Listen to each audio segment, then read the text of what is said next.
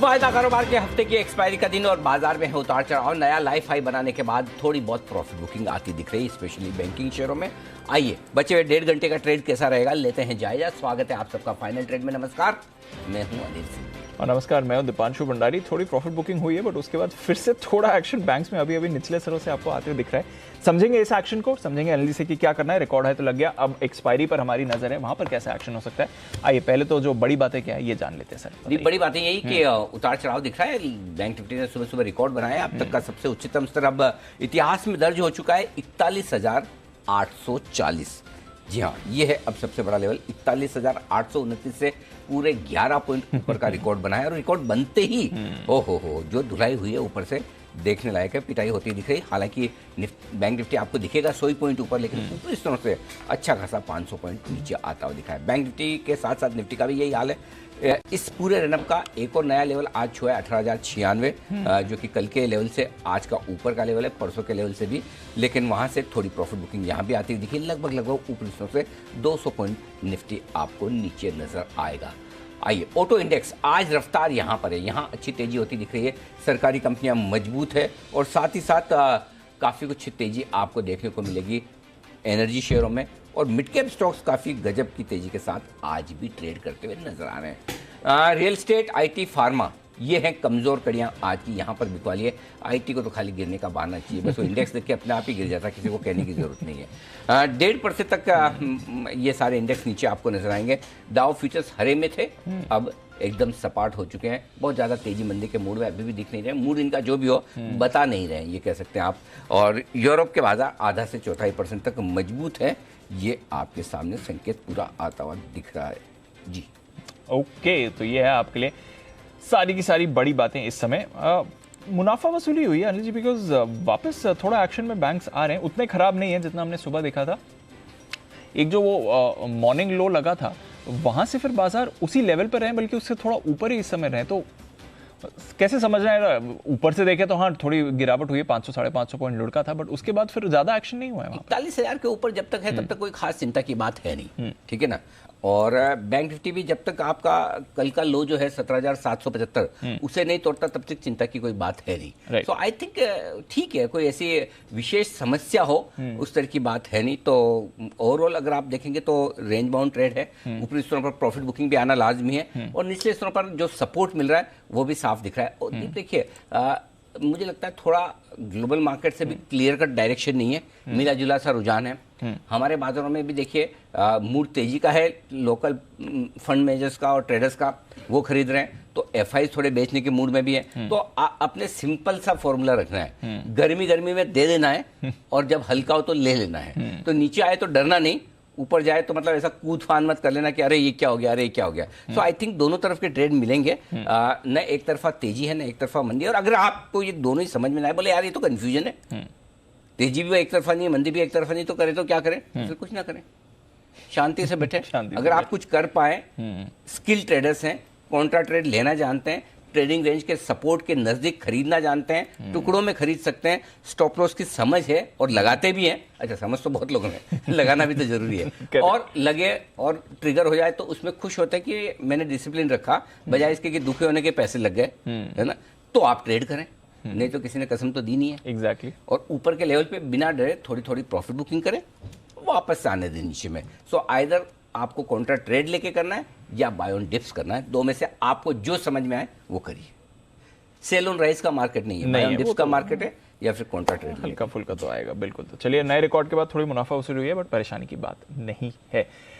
मौके कहाँ हैं ये भी जानेंगे और बाजार पर भी हमारी नजर है। आइए उससे पहले जल्दी से एक बार ट्रिगर्स और खबरें जान लेते हैं। जल्दी क्या है? जल्दी ट्रिगर्स और खबरें जानने की आराम से जान लेते हैं ना, जल्दी से ही जानना है। मुझे लगा वजह अलग है। जल्दी से जानने की वजह अलग है कि आज हमारे दर्शकों को हम विदेश यात्रा पर ले जाने वाले हैं। एग्जैक्टली। तो विदेश यात्रा के लिए तैयार हो जाएं। बस अब से 3 मिनट बाद 4 मिनट बाद हम आपको विदेश यात्रा पर ले जाने की तैयारी कर रहे हैं। तो जल्दी से उसके लिए तैयार है। आप सोचोगे कहाँ ले जाएंगे, यही तो सस्पेंस है बस थोड़ी देर में। तो चलिए जल्दी से एक बार ट्रिगर्स बता दें और उसके बाद बढ़ते हैं आगे। कुशल। बिल्कुल। तो सबसे पहले आज के दिन में उज्जीवन स्मॉल फाइनेंस बैंक की बोर्ड बैठक होने वाली है QIP के इश्यू प्राइस तय करने पर। साथ ही ग्लोबल इवेंट के लिहाज से यूएस में अगस्त महीने के रिटेल सेल्स आंकड़े और इंडस्ट्रियल प्रोडक्शन डेटा आएंगे। 16 सितंबर कल यहाँ पर हर्षा इंजीनियर्स इंटरनेशनल इसका IPO बंद होता हुआ नजर आएगा और इसके साथ साथ फुत्से की सेमी एनुअल रिव्यू बदलाव जो है वो भी लागू होते हुए दिखेंगे। अंबुजा सीमेंट्स पूंजी जुटाने पर बोर्ड बैठक करेगा। साथ ही लॉयड मेटल्स इसकी भी डिलिस्टिंग की ओपन ऑफर प्रोमोटर्स द्वारा कल से शुरू होती हुई दिखेगी। इनफैक्ट GR इंफ्रा का OFS भी रिटेल इन्वेस्टर्स के लिए खुलेगा और आरती इंडस्ट्रीज डिविडेंड ये एक्स डिविडेंड ट्रेड होता हुआ नजर आएगा। यूरोप के लिहाज से अगस्त महीने का CPI आंकड़ा आएगा और 17 सितंबर नेशनल लॉजिस्टिक्स पॉलिसी जारी होती हुई नजर आएगी प्रधानमंत्री मोदी जी से। ओके, बस इतने से आपने बोला जल्दी तो और ही जल्दी कर दिया। तो 2-4 खा तो नहीं गए? नहीं, बोला तो पूरा है सर, बट डिटेल्स खा गया। हाँ, चलिए, छोटे फॉन्ट में बोला है। छोटे फॉन्ट में बोला, ओके। जी, खबरों वाली शेयर बताएं अरमान। सबसे पहले L&T पर खबर आती हुई दिखी है कि इनको 1000 से 2500 करोड़ की रेंज में एक बड़ा ऑर्डर मिलता हुआ दिखा है। एस्ट्रल लिमिटेड पर भी ध्यान रखिएगा क्योंकि जो यूके की सब्सिडरी है उसमें जो 15% जो हिस्सेदारी है वो खरीद की मंजूरी मिली और ये लगभग जो है 48 करोड़ में जो है हिस्सेदारी खरीदने वाले हैं। BPCL जो हमारे पेट्रोलियम मंत्री हैं उनका बयान आता हुआ दिखा है कि फिलहाल जो है वो BPCL के विनिवेश पर कोई बातचीत नहीं है। उसके साथ साथ उन्होंने ये भी कहा है कि जो रत्नागिरी रिफाइनरी है उसके रिवाइवल का प्रयास जो है वो किया जा रहा है। एस्टर DM हेल्थकेयर पर भी ध्यान रखिएगा क्योंकि इनके सब्सिडरी ने मेडिकेयर हॉस्पिटल में जो अतिरिक्त हिस्सेदारी है वो खरीदी है और ये लगभग उन्होंने 2% जो है वो अतिरिक्त हिस्सेदारी खरीदी है। OMCs कंपनीज पर ध्यान रखिएगा क्योंकि जो पेट्रोलियम मंत्री है उनका बयान आता हुआ दिखा है। उन्होंने ये कहा है कि सरकारी ऑयल कंपनियों को वित्तीय मदद जो है वो उसके पक्ष में है। एल्कम लेबोरेटरीज इनको US FDA से 2 आपत्तियां जारी की गई हैं। लिबर्टी शूज पर भी ध्यान रखिएगा कि इनको 2.5 जो प्रति इंटरिम डिविडेंड का है ऐलान किया है और अंत में कुछ ब्लॉक डील्स हैं जिसमें PVR 47 lakh shares, NTPC 37 lakh, south Indian bank 5.2 lakh shares, 2 crore shares माफ कीजिएगा और वेदांता में 16 लाख शेयर्स के कई सौदे किए गए हैं। ओके, तो ये है आपके लिए सारी की सारी खबरों वाले शेयर। एक्सपर्ट्स का दमदार पैनल जुड़ रहा है हमारे साथ में। कुणाल जी, राकेश जी और वागले साहब जुड़ चुके हैं। सुमित जी, श्रीकांत जी जुड़ने की तैयारी में है। हिमांशु जी भी चमक रहे हैं और संदीप जैन साहब भी जुड़ने की तैयारी में। जैन साहब भी आने वाले हैं और जो मैंने कहा कि हम आपको विशेष मेहमान से जुड़ाएंगे, विदेश यात्रा पर लेकर चलेंगे। तो बता दें एक बार पहले थोड़ा सा सस्पेंस बनाए रखें। सस्पेंस बनाए रखें। अच्छा, दीप ने बोला सस्पेंस बनाए रखो तो थोड़ा सा और सस्पेंस। तब तक एक बिगुल हिमांशु जी के लिए। Hitman Himanshu.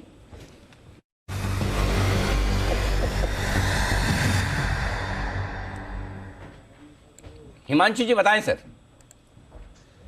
Good afternoon to you Anil ji, good afternoon Deep, good afternoon everyone. Anil ji, खरीदारी का स्टॉक है। मुझे लगता है कि निफ्टी पहले इंपॉर्टेंट सपोर्ट जो कि 17,850 के आसपास है, मेरा मानना है कि यहाँ से एक सपोर्ट देखने को शायद मिल सकती है बाजार में और उसके चलते मेरे को खरीदारी का एक स्टॉक मेरे रडार पर आया है। पावर स्टॉक्स में अच्छी खरीदारी देखने को मिली है, अच्छा मोमेंटम बनता हुआ नजर आया है और टाटा पावर वो स्टॉक है अनिल जी जो कि मुझे लगता है कि एक ब्रीफ राउंड ऑफ करेक्शन या कंसोलिडेशन के बाद एक अपमूव के लिए तैयार है। करंट लेवल्स लगभग 242-50 के आसपास के हैं। यहाँ पर टाटा पावर में खरीदारी करके चलेंगे। BTST के तौर में 250-252 रुपए तक के टारगेट्स यहाँ पर आते हुए नजर आ सकते हैं। 240 के नीचे का स्टॉप लॉस लगाकर चलने की सलाह है। 40 के नीचे का स्टॉप लॉस लगाकर टाटा पावर में खरीदारी करने की राय है हिमांशु जी की तरफ से। टाटा पावर हिमांशु जी छोड़ नहीं रहे स्टॉक को, लगातार बार बार खरीदारी की राय और ये राय आती हुई दिख रही है। हिमांशु जी, वो कल मैं आपको याद कर रहा था, कल भी आपके 2-3 टारगेट बड़े तगड़े वाले हिट हुए थे। जरा आप मुझे रिमाइंड करेंगे या मैं जाके डेटा चेक करूं? अनिल जी देखना पड़ेगा, भूल गया। सारिफ का था कुछ तो था। रुको यार, एक दो काउंटर थे हिमांशु जी के, काफी सारे हुए थे इनफैक्ट। बैंक निफ्टी वाला, बैंक निफ्टी तो सही, बैंक निफ्टी तो खैर याद भी क्या था कल। गजब करते हो भाई साहब, हम याद करें आपके टारगेट और आप खुद याद न रखो, ऐसा याद आया भी। बैंक निफ्टी के बारे में तो बात ऑन एयर हो गई थी, वो अच्छा। तो बिल्कुल ऑफ कोर्स अनिल जी, लेकिन उसके अलावा बहुत सारे कैश सेगमेंट के स्टॉक्स भी ऐसे हैं जो बहुत अच्छा कर रहे हैं। चलिए, बहुत बढ़िया, बधाई आपको। और वागले साहब है तैयार और तब तक आप लोग जरा सा अंदाजा लगाइए कौन खास मेहमान जुड़ रहे हैं, ट्वीट करिए मुझे और उसके बाद में मैं आपकी मुलाकात करवाता हूँ। तब तक आइए, वागले साहब है तैयार, बिगुल वागले का wonder.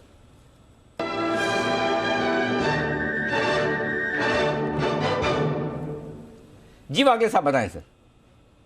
Anil ji good afternoon, Deepanshu good afternoon. Anil ji, gas stocks में कुछ स्ट्रेंथ दिखाई देती है। गुजरात गैस मैंने चुना है। मेरे इसमें पकड़ मेरी अच्छी है। 522.23 का करंट भाव है। 518 के स्टॉप लॉस से बाय करें। मुझे लगता है ये 540 का पहला टारगेट, 550 का 1 से 2 दिनों का दूसरा टारगेट, 540 का टारगेट अगर मुंह आई तो आज के दिन में भी आ सकता है। गुजरात गैस ये भी वो स्टॉक है जो वागले साहब का 150-200 रुपए से फेवरेट रहा है, और तब जो बड़े बड़े टारगेट देते थे मैं सवाल भी पूछता था।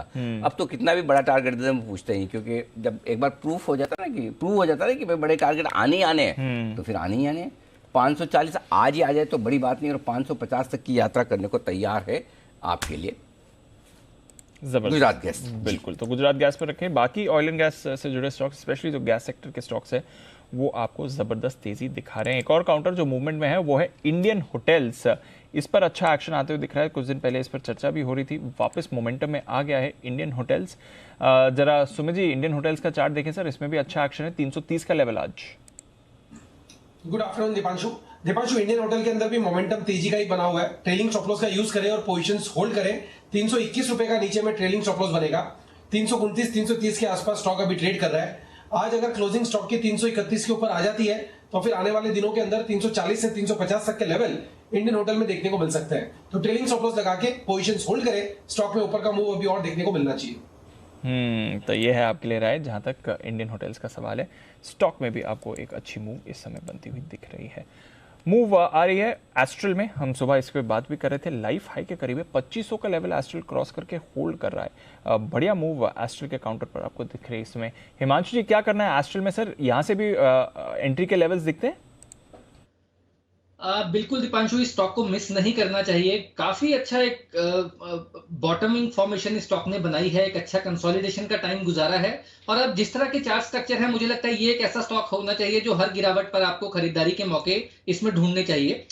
पिछले 2 दिनों में ऑफकोर्स लोअर लेवल से थोड़ी एक रिकवरी जरूर देखने को मिली है, लेकिन ओवरऑल मुझे ऐसा लगता है कि 2450 2460 अच्छी एंट्री के लेवल्स हैं। 2480 2400 या 2380 के नीचे के स्टॉप लॉस मेंटेन किए जा सकते हैं, और पोजिशनल तौर पर मेरा ऐसा मानना है कि इसमें 2700 2750 तक के टारगेट्स आते हुए नजर आ सकते हैं। ओके, तो ये है आपके लिए एस्ट्रल जिस पर रख रही है नजर। बढ़िया मूव इस काउंटर में आ रहा है। वागले साहब आइशर मोटर्स बहुत ही अच्छे मूव में है सर। 2.5% आइशर की तेजी है। क्या व्यू बनता है सर इस पर?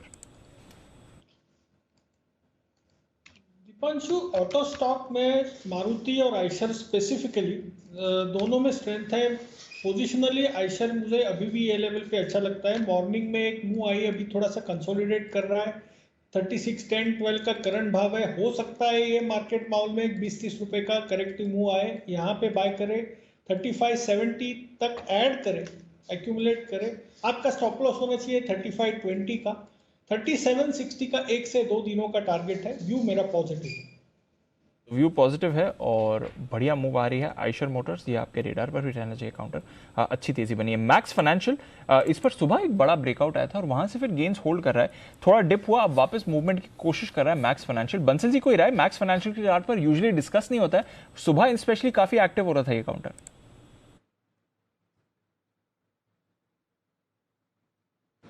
दीपांशु, एक रिवर्सल देखने को मिल रहा है। पिछले 3 दिनों के हाइस के ऊपर निकला है, तो जिनके पास है 800 के स्टॉप लॉस के साथ बने रहे। 820 823 के टारगेट के लिए नई खरीदारी की राय नहीं है, बट जिनके पास है 820 823 के टारगेट के लिए होल्ड करें। नया क्यों नहीं खरीदना बंसल जी? जब है उसको होल्ड करना तो नया क्यों नहीं? पैसे लगते हैं। अनिल जी देखिए, रिस्क रिवॉर्ड भी अनिल जी देखना होता है। अनिल जी रिस्क और रिवॉर्ड भी देखना होता है। अनिल जी देखिए, आपका सवाल गलत है। अच्छा, आपका सवाल होना चाहिए था कि मेरा कोट कहां गया। अनिल जी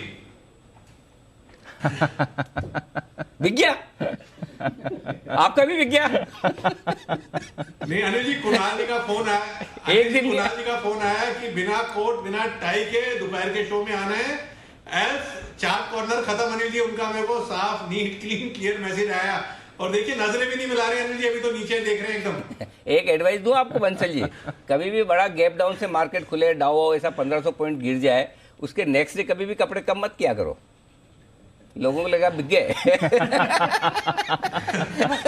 लाइफ हाई बढ़ाए अच्छे टाइम में करो ना, तो किसी को कोई डाउट नहीं होगा। कुणाल जी, ये आप पे जो आरोप लगाया, जी जी जी बंसल जी पहले कर जी जी बंसल जी। नहीं अनिल जी, फिर आप थोड़ा सा गलत अनिल जी। देखिए अनिल जी, आपके साथ में शो करते हैं जी, तो अनिल जी इतना तो समझे कि कोर्ट बिकेगा नहीं अनिल जी, कोर्ट की ऑप्शन होगी। कोर्ट बिकेगा नहीं, कोर्ट की ऑप्शन होगी। आपके साथ बैठते हैं अनिल जी। हाँ बराबर है। अगर आपको उसी में मतलब थोड़ा कम गिल्टी फील होता तो बंसल जी की कोर्ट ऑक्शन कर दी गई। जी कुणाल जी। अनिल जी देखिए, मैं ये कह रहा हूँ, सरासर आरोप लगा रहे हैं बंसल जी। अनिल जी जरूर चाय पीते हुए चाय छलक गई होगी कोर्ट पर, इसलिए कोर्ट उतार दिया अनिल जी। तो चलिए ये है आपके लिए कुणाल जी और राकेश जी की तरफ से मैक्स फाइनेंशियल में है तो होल्ड करने की राय, नहीं तो नया ना खरीदे। जैन साहब भी आ चुके हैं हमारे साथ में। आइए जैन साहब की का भी स्वागत किया जाए। जैन साहब आ गए ना? जैन साहब को बहुत चेक करना पड़ता है। हाँ ओके, सुबह वाली जैन साहब है। ओके, स्वागत है जैन साहब। लेकिन अगर आप लोग ये इंतजार कर रहे थे कि आज के हमारे खास मेहमान जो आपके साथ जुड़ने वाले वो जैन साहब है, तो वो तो है ही, लेकिन विदेश से हमारे साथ खास तौर से जुड़ रहे हैं। आइए स्क्रीन पर स्वागत कीजिए। आशु मदान साहब है हमारे साथ और आशु जी आज जुड़ रहे हैं। ओहो, आशु जी स्क्रीन देखिए, कहाँ पर है ये? मतलब कोई मतलब आप कोई रैली वैली संबोधित करने तो नहीं है?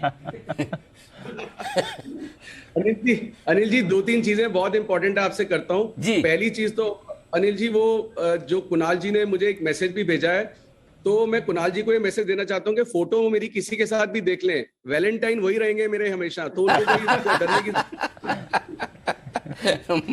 मतलब मुक्ति नहीं है कुणाल जी को। जी। पर अनिल जी देखिए, आप मेरे पीछे इतने सब लोग बैठे हुए हैं जी। और मतलब मैं आपको जेन्युइनली दिल से शेयर नहीं कर सकता, मतलब दिल से बता रहा हूँ कि मतलब वर्ड्स में शेयर नहीं कर सकता कि आपके लिए इतना प्यार है। मतलब बैंकॉक आके जिस F2F कॉन्क्लेव के लिए आए और आने के बाद अनिल जी जी बिजनेस और की बातें ज्यादा होती हैं, और अनिल जी मुझे तो कभी कभी डर लगता है कि मैं जी बिजनेस को प्रेजेंट कर रहा हूँ या जेएम को, तो ऐसा रहे कि मैं एंकर भी ना बन पाऊँ और जेएम में भी ना रह पाऊँ। जिन आपने एंकर बनने का ख्वाब छोड़ दिया, वहां तक आप एकदम जी बिजनेस के साथ सेफ है। एंकर बनने का ख्वाब है तो हमारे लिए रिस्क है, वहां सोचना पड़ेगा। पर सबसे पहले अनिल जी, सबसे पहले मैं आपको बोलूंगा, इन सबको एक अपॉर्चुनिटी दीजिए। ये सब आपको हाय या लव यू अनिल जी या कुछ भी कहना चाहते हैं, सबको फुल फ्रेम में दिखाइए। जी जी। तो आप सब लोग प्लीज अनिल जी को जो मैसेज कह सकते हैं बिल्कुल कह सकते हैं। क्या बात है, thank you so much, thank you so much, बहुत बहुत धन्यवाद आशु जी, सारे मेहमानों का बहुत बहुत शुक्रिया। आप वहां जाकर भी हमें याद कर रहे हैं, इससे बड़ी बात क्या हो सकती है। बिल्कुल, इतनी बड़ी कॉन्फ्रेंस में आप सब लोग हैं विदेश में। जी जी जी आशु सर। अनिल जी सबसे बड़ी बात, ये अपॉर्चुनिटी मुझे नहीं लगता, मतलब चैनल पे तो, बिजनेस चैनल पे तो क्या, किसी भी चैनल के पास अवेलेबल होती है कि हम आपसे इस तरह से कनेक्ट करके और इस तरह से बात कर सकते हैं। तो अनिल जी सबसे बड़ा थैंक्स तो आपको है कि आप जैसे सबके साथ जुड़े रहते हैं। और पर अनिल जी सबकी कंप्लेंट ये है कि ना आप गोवा आते हैं ना बैंकॉक आते हैं, लेकिन ये संदीप जैन जी आपको कुछ भी करके ना राजस्थान ले जाते हैं, तो आप बायस्ड हैं थोड़ा। अनिल जी अब आपको ये अपनी बायसनेस को प्रूव करना पड़ेगा कि आप बायस नहीं है। नहीं बिल्कुल, आपकी शिकायत जायज है और 100% एक कोई न कोई अब आशु जी अगर वहां से जाकर कनेक्ट कर रहे हैं, इतने घूमने फिरने में, कॉन्फ्रेंस में से समय निकाल रहे, तो फिर हमारा एक तो बनता है। हमारी भी एक बनता है। आशु जी बिल्कुल पक्का किया जाए इस कैलेंडर ईयर में, नहीं तो इस फाइनेंशियल ईयर में जरूर। 2 में से 1 में तो किया ही जाए, पक्के तौर पे किया जाए बिल्कुल। और रियली बहुत अच्छा लगा आप सब लोग वहां से जुड़ रहे हैं। और एक बार फिर से मैं आपको बधाई भी देना चाहता हूं, बैंक निफ्टी नया हाई। और आज सुबह भी आपकी अनुपस्थिति में हम यही बात कर रहे थे, हमें तो नहीं पता कि आप कहाँ हैं और क्या कर रहे हैं और जुड़ेंगे भी। हम यही बात कर रहे थे कि इस बार की पूरी तेजी में आपका कंट्रीब्यूशन भी लाजवाब रहा, क्योंकि अब तक है ना, हमेशा आशु जी को यही समझते थे लोग कि ये तेजी करने देंगे। बस इसमें एक ही गलत हुआ है, जो काम हुआ है आशु जी, वो आपका खौफ धीरे धीरे खत्म हो रहा है लोगों में। अनिल जी देखिए, कहीं खौफ खत्म होगा तो कहीं थोड़ा सा प्यार भी दूसरी तरह का मिलेगा। तो अनिल जी ये एक टाइम है जब एक फेज चलता है, जिस तरह का मार्केट है उस तरह से। पर अनिल जी आज एक मैं बात बता रहा हूँ, मुझे जब वो आप वो भंगड़ा कर रहे थे और उसके बाद वो जो 500 पॉइंट की करेक्शन आ गई ना, तो मुझे लगा कहीं वो हर्षल गिब्स की तरह तो नहीं हो गया कि वो वर्ल्ड कप जीतने से पहले ही सेलिब्रेशन शुरू कर दी। तो कभी ऐसा भी होता है। नहीं उस समय तो एक्चुअली एकदम परफेक्ट शॉट कॉल आ रहा था। वो तो हम सेलिब्रेशन में रह गए, मैं दीप को बोल भी रहा था। मैंने कहा कि सेलिब्रेशन करते हैं, उसके बाद तब तक तो बैंक निफ्टी देखते देखते 150-200 निकल गया, तो वो मौका नहीं दिया। वो तो अब वैसा ही है, बट बहुत बढ़िया लगा। लेकिन ठीक है, ये तो पार्ट ऑफ लाइफ है, अप एंड डाउन। तो आशीष जी, मार्केट पे कोई अपडेट, आउटलुक, स्प्रेड देना चाहेंगे कि आज खाली एंजॉय करने के मूड में ही है? नहीं अनिल जी, मार्केट के तो इतने, जहां मैं जिस मतलब गढ़ में बैठा हूं, अगर आप कहें ना तो 100 कॉल्स मिल जाएंगी आपको यहाँ पे, लेकिन मैं 2-3 कॉल्स फिर भी शेयर कर लेता हूं आपसे जी प्लीज। अनिल जी, एक तो आपको जो अपना मेरा फेवरेट पिछले दिनों का जो स्टॉक है अंबुजा, अनिल जी अभी भी अंबुजा में मतलब लोग सोच रहे हैं लिया नहीं जा रहा, 400 से 500 इतनी जल्दी हो गया, 550 हो गया। मुझे लग रहा है अगला पड़ाव 600 भी है, बहुत जल्दी क्रॉस कर जाएगा। तो अंबुजा को बिल्कुल छोड़ना नहीं है, सीमेंट सेक्टर आउट परफॉर्म करेगा और उसमें बने रहना है। और मतलब अब चाहे वो ऑप्शन लेके, क्योंकि अनिल जी एक अपने आंखों के सामने जिस स्टॉक को आप 100 रुपए ऊपर देख लेते हैं तो बहुत बड़ी करेज चाहिए होती है कि कहीं मैं ऊपर में तो एंट्री नहीं कर रहा हूं, बट मुझे कोई भी टेंशन नहीं लगती, अंबुजा में बिल्कुल लेना है। अनिल जी 2 स्टॉक्स और बोलता हूं, आज की मार्केट में देखिए करेक्शन के बाद भी एक स्टॉक अनिल जी मुझे लगता है सिर्फ बैन की वजह से अटका हुआ है, वो है डेल्टा कॉर्प। तो मुझे जो आज की मूवमेंट दिख रही है अनिल जी, मुझे लगता है कि अगले 2-4 दिनों में या 1-2 दिनों में ही एक डेल्टा कॉर्प में भी शार्प अपमूव वापस आ सकता है। आज रिलेटिव स्ट्रेंथ उसने दिखाया है। और अनिल जी तीसरा स्टॉक जो कि एक बहुत ही बड़ा लेगार्ड था और समहाउ कई सालों बाद मेरा फेवरेट बना, जिसकी हमने कई बार बात की, राकेश जी ने भी कई बार बात की, अनिल जी कोल इंडिया। कोल इंडिया भी अनिल जी हर ऊपर के भाव पे इतनी स्ट्रॉन्ग कंसोलिडेशन दे रहा है, तो ये जो 232, 33, 31 के भाव पे मुझे लगता है अनिल जी 215 रुपए के स्टॉप लॉस से अब ये 255, 275 धीरे धीरे जैसा मूवमेंट अनिल जी एक आईटीसी ने फ्रस्ट्रेट किया था और जब वो चला था ऐसा चला था कि पीछे मुड़ के नहीं देख रहा था, वैसा ही मुझे मूवमेंट कोल इंडिया में भी नजर आ रहा है। तो अनिल जी ये 2-3 स्टॉक्स हैं जिन पे ध्यान रखना चाहिए। और स्प्रेड अनिल जी मैं फ्राइडे को आजकल थोड़ा सा मतलब मार्केट देख के देते हैं, तो फ्राइडे तो नहीं जुड़ पाऊंगा लेकिन मंडे को जरूर स्प्रेड दूंगा। और अनिल जी जो मुझे क्लोजिंग लगती है, आज की क्लोजिंग मुझे लगता है अनिल जी हीरो या जीरो में अगर 17,850 की पुट अगर 8-10 रुपए में मिले तो एक बार लेनी चाहिए। मुझे लगता है कि अनिल जी आज क्लोजिंग में एक डिप आ सकता है, बट इससे ज्यादा पैसे नहीं कमिट करने चाहिए। If somebody has to really trade and take a call or a punt, तो मुझे लगता है 17,850 की हीरो या जीरो पुट लेनी चाहिए। आज अनिल जी कॉल्स में ऊपर में जो मतलब एक स्मार्ट मनी जिसको कहते हैं कि मौका देख के थोड़ी डिस्ट्रीब्यूशन हुई है, बट डिस्ट्रीब्यूशन लंबी नहीं है अनिल जी, ऑल वीकली है, जो जिसको हम एक्सपायरी के लिए कहते हैं वो है। ओवरऑल मार्केट में अभी भी दम है Anil ji, by eight dips है। जब भी जो मेरी जो कमिटमेंट है, जब भी बड़ी मंदी या मंदी लगेगी सबसे पहले पकड़ने की कोशिश करेंगे और लाइक ऑल पास्ट टाइम्स कभी मिस नहीं करेंगे। भाई आप तो बड़ी वाली पकड़ो, छोटी छोटी पकड़ के डराओ मत। छोटी छोटी भी इतनी पकड़ते हो तो उसमें हमें डर लगता है, फिर बड़ी वाली में हाँ तो छोटी छोटी वाली तो पकड़ते रहे। हाँ अच्छा, दूसरा आशु जी एक चीज बताइए, ये आपके पीछे जितने भी सारे महारथी बैठे हैं ये सब मार्केट के लोग हैं, मार्केट में एक्टिव हैं सारे? अनिल जी मार्केट के मतलब मार्केट में और तरह से अनिल जी मार्केट में तो होता है ना, एक होते हैं एमएचओ, ये सब मार्केट के क्रिमिनल्स हैं अनिल जी जो बैठे हुए हैं सारे, मतलब एक से एक बड़े पंटर है ये, खिलाड़ी है। तो आप मिलेंगे तो आपको मजा आएगा। सबके ऐसे ऐसे मॉडल हैं कि मतलब इतनी लर्निंग मेरे को भी यहाँ पे आके होती है, तो मतलब it is an eye opener for me to attend this kind of a conclave जहाँ पे इतने लोग सब आपके इंडिया में हिमाचल से लेके हैदराबाद लोग यहाँ पे आए हुए हैं। सब आपके दोस्त हैं, आपकी बात मानते हैं ये सब लोग? अनिल जी इसकी बात वैसे ही आप खुद भी आंसर दे देंगे, लेकिन आपको पता है कि जो मेरी बात नहीं मानता मनवा लेते हैं। तो जरा एक आध कोई नारा लगवा के बताइए देखें। कौन सा नारा लगवाना अनिल जी? कोई भी जो इनको पसंद हो या जो आपको पसंद हो।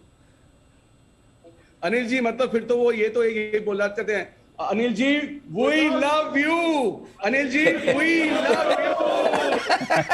अच्छा ये नारा मैंने किस लिए लगवाया बताता हूँ, जो भी लगाया ये चैलेंज है सुमित जी के लिए और कुणाल जी का तो चेहरा देखने लायक है और सुमित जी तो बड़ी मुश्किल से हंसी निकाल पा रहे हैं। देखो भाई साहब, आप दोनों जो अध्यक्ष बनना चाहते हैं वो पूरे सारे एक्सपर्ट्स का, आप लोगों ने तो इतनी भीड़ कभी भी जुटाई नहीं और विदेशों में आशु जी ले जाकर कमाल कर गए, देख लो। अब बड़ा टफ कंपटीशन है, कमर कस के तैयार हो जाइए। लेकिन आशु जी आप विदा लें उससे पहले बंसल जी आपके लिए एक डेडिकेटेड पिक देना चाहते हैं, तो पहले मैं बंसल जी के पास चलता हूं। जी बंसल जी। देखिए अनिल जी, इतिहास गवाह है अनिल जी, हम डेडिकेटेड पिक्स देते हैं। जब हमने अदानी इंटरप्राइजेस दिया था वो वहां से 3 गुना 4 गुना हुआ। लास्ट ईयर दिवाली पिक दी थी एलटीटीएस, तो अनिल जी आज एक दिवाली पिक दे रहे हैं मैं और कुणाल जी। ये डेडिकेटेड है आशु मदान जी की सुंदरियों को अनिल जी, जिनके साथ तस्वीरें डाली हैं। आशु मदान जी के पीछे बैठे क्रिमिनल्स को अनिल जी, जिनको इन्होंने आशु मदान जी ने क्रिमिनल्स बोला है। और अनिल जी जी बिजनेस के व्यूअर्स को एक ओवरवेट खरीदारी की राय है, खरीदना है एनटीपीसी जिस तरीके से आईटीसी अनिल जी किसी को हवा नहीं लगी, धीरे धीरे करके 300 रुपए के पार निकल गया। एनटीपीसी के टारगेट्स हैं 250 रुपए के, 10-15 रुपए से नीचे की डाउन साइड नहीं है। 250 रुपए की तरफ एनटीपीसी जा रहा है। तो आशु मदान जी के जो फैंस थे जिनके साथ रात को तस्वीरें डाली, पीछे बैठे क्रिमिनल्स और हमारे जी बिजनेस के व्यूअर्स, उनके लिए एनटीपीसी पे खरीदारी की राय है। Over to Kunal ji. अनिल जी देखिए, बात तो ये हुई थी कि केवल जिनके साथ तस्वीरें डाली हैं उन्हीं को डेडिकेशन देंगे।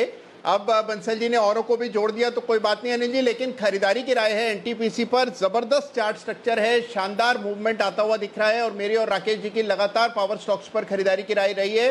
तो एनटीपीसी को खरीद करके चले। यहां पर स्टॉप लॉस रखना है 166 रुपए का।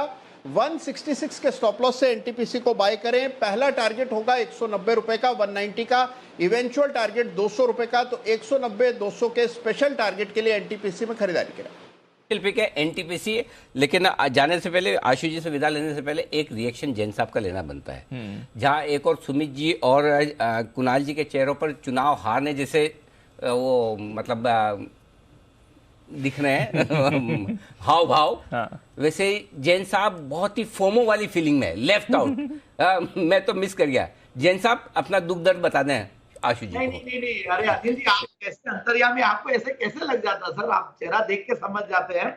इनफैक्ट बैंकॉक को मैं मिस कर रहा हूँ। गोवा में थे हम लोग, राकेश जी, कुणाल जी और मैं तीनों ही थे। और मैं तो इनफैक्ट 4-5 इवेंट्स पहले के जो सीरीज के थे चेन के किया था, एंड अमेजिंग। और जो लोग एक्चुअली में जो आशु जी ने कहा कि जो अटेंडीज है वो एक्चुअली क्रिमिनल्स नहीं, वो धुरंधर है। एक्चुअली उनसे भी बहुत कुछ सीखने को मिलता है एंड बहुत प्यार है अनिल जी। ये चीज देख ली मैंने, जो जी बिजनेस को प्यार, आपको प्यार और हमें भी आपकी वजह से जो प्यार मिल रहा है वो अमेजिंग। और सबको मैंने हाई ऑलरेडी किया। Hi everyone and thank you so much. Ashu ji आप तो जाके वहां पे साक्षात देख ही रहे हैं कैसा माहौल बना। और आशु जी, अनिल जी को हम जयपुर बुलाते हैं, हर जगह ही बुलाते हैं। अनिल जी को तो चारों तरफ जाते हैं। आप सिर्फ मेरे ऊपर मत डालिए बंदूक, मेरी तरफ मत कीजिए। जयपुर की फोटो डाल देता हूं, बाकी की डालता नहीं, इसलिए आशु जी को दूसरी जगह का पता नहीं। देखिए बहुत बहुत धन्यवाद आशु जी आपका, और विशेषकर आपका तो खैर हमेशा है, लेकिन विशेषकर आपके पीछे जो सारे बाजार के जाने माने धुरंधर दिग्गज, हमारे सारे ट्रेडर्स, इन्वेस्टर्स जो बैठे हैं, उन सबका बहुत बहुत शुक्रिया आपके प्यार के लिए। और आप लोग देखते हैं तो हम हैं, आप देखना बंद कर दे तो हम कुछ भी नहीं। इसलिए आप लोगों का प्यार है जो हमें ऊर्जा देता है, एनर्जी देता है, पॉजिटिविटी देता है, और उसकी वजह से हम थोड़ा बहुत कुछ छोटा मोटा ठीक ठाक काम कर पाते हैं, तो इसलिए कर पाते हैं। Thank you so much. Enjoy कीजिए आप, लर्निंग अर्निंग जो भी करना चाहें, घूमना फिरना सब कीजिए, एंजॉय कीजिए। जल्दी मुलाकात होगी। Thank you Ashu ji. Thank you. Okay, और बढ़ते आगे। और अब तैयार होंगे सेठी साहब, थोड़ी देर में आने के लिए तैयार है। मेरे भी डेटा तैयार होते दिख रहे हैं, लेकिन उससे पहले मारुति में जो दमदार तेजी आई है उस पर कर लेते हैं फोकस। ब्रोकरेज हाउस बुलिश है, कुछ नए नए डेवलपमेंट होते दिख रहे हैं। आज मैनेजमेंट से हमने बातचीत भी की, मारुति के टॉप मैनेजमेंट से। ढेर सारा एक्शन हो रहा है मारुति में, 10,000 के पार निकलने की तैयारी। ऐसा मैं नहीं कह रहा, कुशल कह रहे हैं। ऐसा मैं भी नहीं कह रहा सर। तो कौन कह रहा है फिर? Bank of America. बताओ उसका। सो बैंक ऑफ अमेरिका की काफी इंटरेस्टिंग रिपोर्ट आती हुई दिखी है और 10,500 रुपए के टारगेट दे रहे हैं। खरीदारी की राय इन्होंने बरकरार रखी है, तो डेफिनेटली ये एक बहुत बड़ा जो लेवल है ये एक्वायर करते हुए नजर आएंगे। इनफैक्ट 4 साल की ऊंचाई पर मारुति आज ऑलरेडी पहुंच चुका है। अगस्त 2018 के बाद ये आज के सबसे उच्चतम स्तर अब मारुति के बनते हुए दिख रहे हैं। इनफैक्ट तेजी के तर्क भी इन्होंने काफी सारे बताए हैं, जिसमें सबसे पहला तो यही है कि एक बहुत ही बेहतरीन कमबैक के लिए मारुति सुजुकी अब तैयार होता हुआ दिख रहा है। और ये इसलिए इनको लग रहा है क्योंकि आने वाले जो नए मॉडल्स हैं उनसे काफी बेहतरीन प्रदर्शन करने की ये उम्मीद लगाकर चल रहे हैं। इनफैक्ट जो ग्रैंड विटारा है, जिसकी हमने मैनेजमेंट से कल बात की थी, उनके बयान के अनुसार 54,000 से ज़्यादा बुकिंग्स इनको ऑलरेडी मिल चुकी है ऑफिशियल लॉन्च के पहले। तो डेफिनेटली बहुत ही बढ़िया कस्टमर रिस्पांस इनकी एसयूवी को अब मिलता हुआ दिख रहा है। इनफैक्ट नई लॉन्च भी होने वाली है जिमनी नाम की एक कार, और अगले 2 सालों में बैंक ऑफ अमेरिका मानकर चल रहा है कि जो इनका मार्केट शेयर कम हुआ था 5 से 6% बढ़ते हुए नजर आएंगे, जो भी इनके नए सेट ऑफ लॉन्चेस होने वाले हैं। इनफैक्ट अनुमानित आय में 6 से 8% और ईपीएस में 9 से 10% की बढ़त इन्होंने की है। तो डेफिनेटली बहुत ही जबरदस्त काउंटर ये बनने को अब तैयार हो रहा है एज पर बैंक ऑफ अमेरिका, और मैनेजमेंट का भी जो कॉन्फिडेंस है वो कहीं ना कहीं दर्शा रहा है कि ये 5 डिजिट में अब आने को क्लियरली तैयार हो रहा है। तो ये है मारुति पर एक्शन। 10,000 की रेंज में जाने को तैयार है मारुति। माफ कीजिएगा। और इसी पर राय दे रहे हैं हमें कुणाल जी भी। कुणाल जी बताएं सर, मारुति पर क्या है व्यू? अनिल जी देखिए, आज सवेरे ने एक स्पेशल चार्ट कॉर्नर दिया था मारुति पर, खरीदारी की राय थी और उस समय हमने कहा था कि एक असेंडिंग ट्रायंगल पैटर्न बना है, बड़ा ब्रेकआउट हुआ है। और उससे पहले निचले स्तरों पर भी मैंने और राकेश जी ने अनिल जी दमदार रेस पर कॉल दी थी। उस समय हमने ऑटो निफ्टी की भी बात की थी। तो मारुति डेफिनेटली 10,000 की ओर कूच कर रहा है अनिल जी। चढ़ सके तो चढ़ जाइए अनिल जी। 10,000 के लेवल्स इसमें आते हुए दिखिए के लेवल। वाह क्या बात है, बड़े बुलिश हैं हमारे मारुति पर सारे के सारे एक्सपर्ट्स। ये आपके लिए आइए बढ़ते आगे और सेठी साहब से मुलाकात करने का वक्त है। सदाबहार सेठी साहब की शॉर्ट टर्म पिक्स।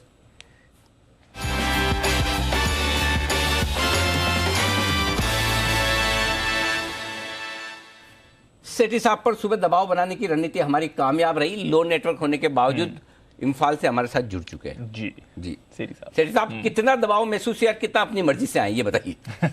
अरे अनिल जी, दबाव तो थोड़ा ही था, अपनी मर्जी से ही कर रहा हूँ अनिल जी।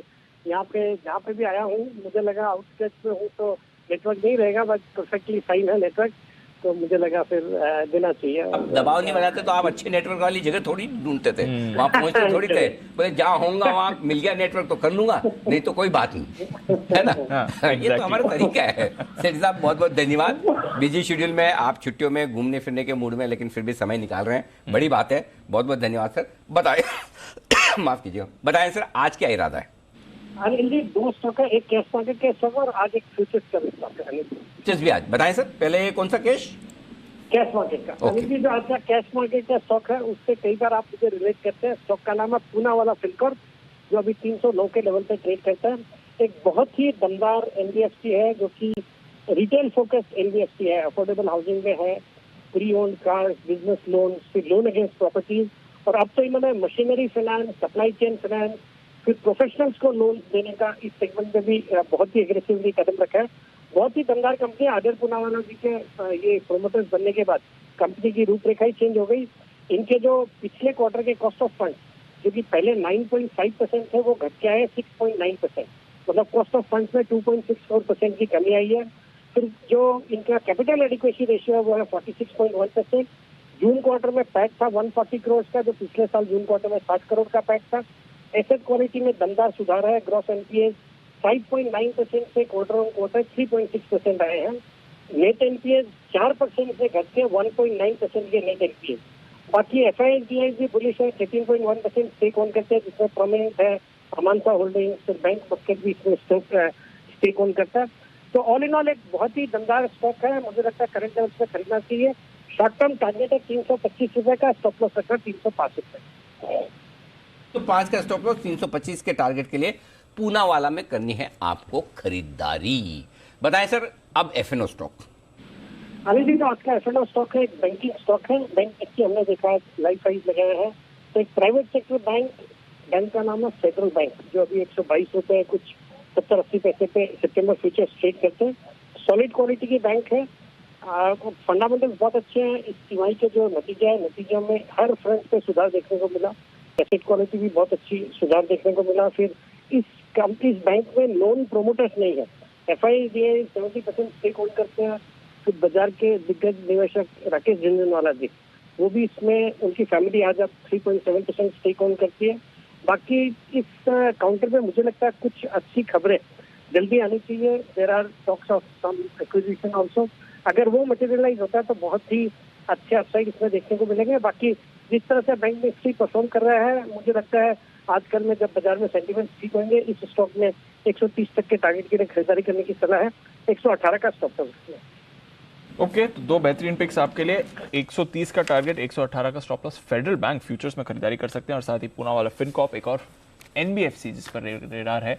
सीरी साहब का बहुत बहुत शुक्रिया सर हमारे साथ जुड़ने के लिए और अपनी कॉल्स शेयर करने के लिए। आइए श्रीकांत जी भी हमारे साथ जुड़ चुके थे, करते हैं उनका स्वागत। Shrikant ji good afternoon sir. और बिगुल श्रीकांत जी के लिए BTSTT का।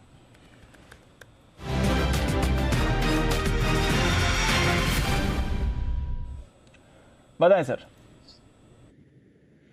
Good afternoon Deepanshu, good afternoon Anil ji. देखिए, वैसे हमने काफ़ी सारे पावर स्टॉक्स या पावर रिलेटेड स्टॉक्स में अच्छी खासी तेज़ी देखी है। इसके बाद हमें लगता है कि अगर कोई तेज़ी बन सकती है तो वो पावर फाइनेंस कॉर्पोरेशन में बन सकती है, जो 116-117 के करीब अभी ट्रेड कर रहा है। काफ़ी अच्छा एक डेली वीकली फॉर्मेशन इसने बनाया है और मल्टीपल सपोर्ट्स अराउंड 112-113 के करीब ये लेते हुए रिवर्स हो चुका है। तो हमें लगता है कि इस लेवल पे इसे खरीदे और जो इमीडिएट टारगेट्स रहेंगे वो रहेंगे 124-125 के। स्टॉप लॉस हमें रखना पड़ेगा 114 रुपये का, लेकिन अगर यहाँ से एक 2 से 3 महीने का अगर व्यू है तो हमें लगता है कि ये स्टॉक शायद वापस एक बार 150 से लेकर 160 के भी लेवल्स दिखा सकता है। तो काफ़ी एक स्ट्रॉन्ग कैंडिडेट है करंट लेवल से पावर फाइनेंस कॉर्पोरेशन यानी कि PFC खरीदने के लिए। तो ये है आपके लिए PFC, इस पर रखें नजर। ब्रेकआउट हो रहा है, डेज हाई पर है। PFC पर रखिए नजर, NTPC पर रखिए नजर, टाटा पावर पर रखिए नजर। पावर स्टॉक्स दोबारा से आपको मोमेंटम में दिख रहे हैं। आइए अब लेते हैं अनिल जी की मार्केट स्ट्रैटेजी।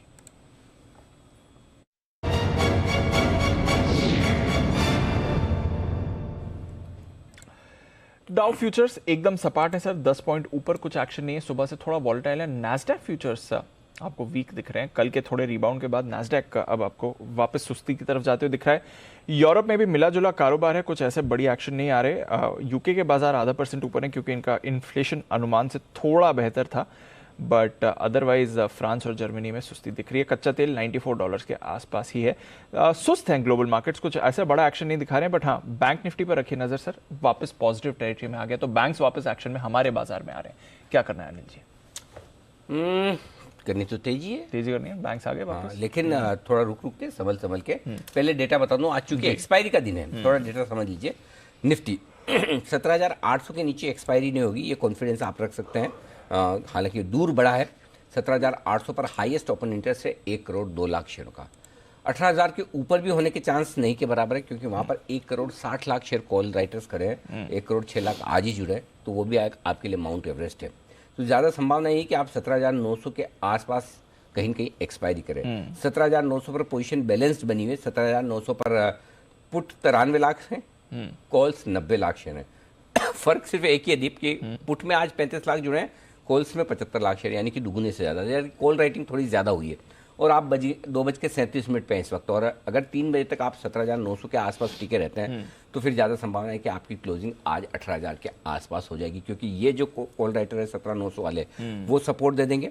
17,950 के आसपास 71 लाख शेयर और है, ये सपोर्ट दे देंगे। तो 975 18,025 की रेंज में कहीं न कहीं जाकर आप बंद होंगे हायर साइड पर, ये इसमें दिख रहा है। और थोड़ा डाउ फ्यूचर से सपोर्ट आ भी जाए तो बढ़िया है। ये आपके लिए डेटा है। तो खराब क्लोजिंग होने के चांस दिख नहीं रहे अभी कोई खास। जो सुबह की बड़ी सेलिंग थी और जो झटका था उससे थोड़ा सा बाजार उभरने की कोशिश कर रहे हैं, ये क्लियर कट है। तो 17,950 18,000 ये रेंज ज़्यादा संभावना है।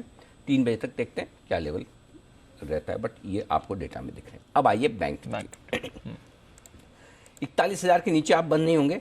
52 लाख शेयर ओपन इंटरेस्ट में पुट में बहुत ही स्ट्रॉन्ग सपोर्ट है, लेकिन उससे पहले ही 41,200 41,300 आपके लिए बहुत मजबूत सपोर्ट का काम करेगा। इस 100 पॉइंट की रेंज में करीबन 75 lakh share call put writers खड़े हैं बैंक निफ्टी में, तो वो आपको सपोर्ट दे देंगे। ऊपर में एक बार 41,500 के आसपास हल्की सी रुकावट है। 66 लाख शेयर हैं, हाईएस्ट ओपन इंटरेस्ट है। 3 बजे तक आपको 41,500 के ऊपर टिके रहना है। अगर आप 3 बजे के पहले निकल कर टिक गए तो फिर आपकी क्लोजिंग 41,600 से 41,700 की रेंज में ऊपर की तरफ होगी। शॉर्ट कमिंग आपको ले जा सकती है, 41,700 तक ले जाने की तैयारी बन सकती है। ये डेटा में साफ दिख रहा है। तो एक्शन तो वापस आ रहा है सर, मतलब ये शुरुआत की जो बिकवाली थी उस बिकवाली से बाजार उभर कर मजबूत होने की कोशिश करें। और डेटा जो बन रहे हैं वो ठीक है। बने शॉर्ट्स पे पोजीशन ज़्यादा है आज, लेकिन प्रॉब्लम क्या है, जिन लेवल पे शॉर्ट्स हैं बाजार उसके ऊपर ट्रेड कर रहे हैं। राइट। तो स्पेशली निफ्टी में 17,900 के ऊपर ट्रेड कर रहे हैं। बैंक निफ्टी में 41,500 के ऊपर निकलेंगे तो शॉर्ट ट्रैप होंगे, तब तक नहीं है। सो उस लिहाज से अगर आप देखेंगे लेवल्स के लिहाज से तो निफ्टी मजबूत ज़्यादा है, बड़े लेवल के ऊपर ट्रेड कर रहा है। बैंक निफ्टी 41,500 के ऊपर ट्रेड करेगा तो मजबूत जाएगा।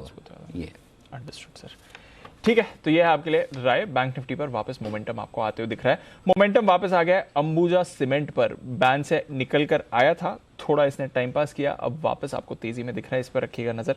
2% और ऊपर आपको अंबुजा दिख रहा है, फिर से ब्रेकआउट। अभी आशीष जी बोल के गए थे अंबुजा, देख लीजिए वहाँ 530 वाला 535 फ्यूचर्स में 38 आ गया। हाँ, फ्यूचर्स में 38 हो गया, 530 था तब 38 हो गया बिल्कुल। तो रखिए नजर, अंबुजा फिर से आपको ब्रेकआउट दिखा रहा है। आइए श्रीकांत जी के पास एक और कॉल है तैयार, बिगुल उनके लिए फिर से BTSTT का।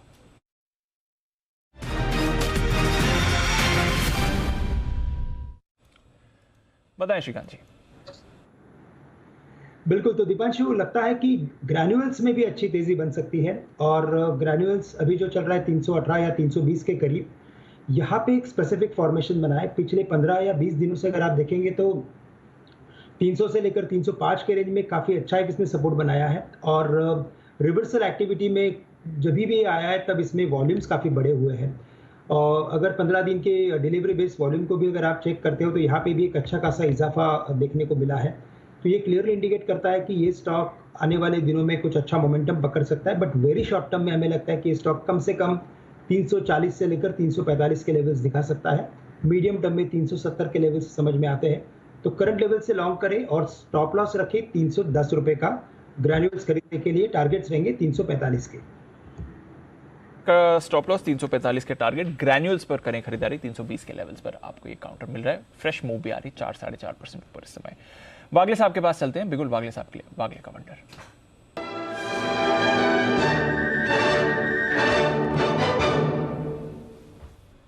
बताएं वागले साहब। दीपांशु, ये स्पेस ही बहुत स्ट्रेंथ दिखा रहा है, सीमेंट स्पेस है और इंडिया सीमेंट एक फ्रेश ब्रेकआउट दे रहा है। 270 अगर ये क्रॉस कर गया तो ये 300 की तरफ की मूव की शुरुआत होगी पोजिशनली। अंबुजा भी बहुत स्ट्रांग है, लेकिन 270 के बाद मेरा ध्यान मैं रिकमेंड करूंगा इंडिया सीमेंट, जिसको अभी ब्रेक कर रहा है, अभी बाय करे। 267 6650 का स्टॉप लॉस होगा, 282 283 का कल तक का टारगेट, पोजिशनली 295 300 का 2 से 3 दिनों का टारगेट।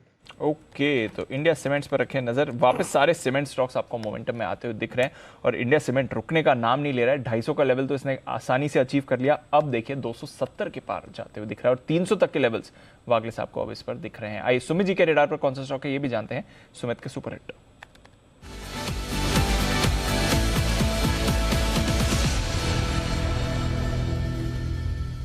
बताएं सुमित जी। दीपांशु, बाय का स्टॉक रडार पे आया है 106 रुपया 5 पैसा अभी भाव चल रहा है।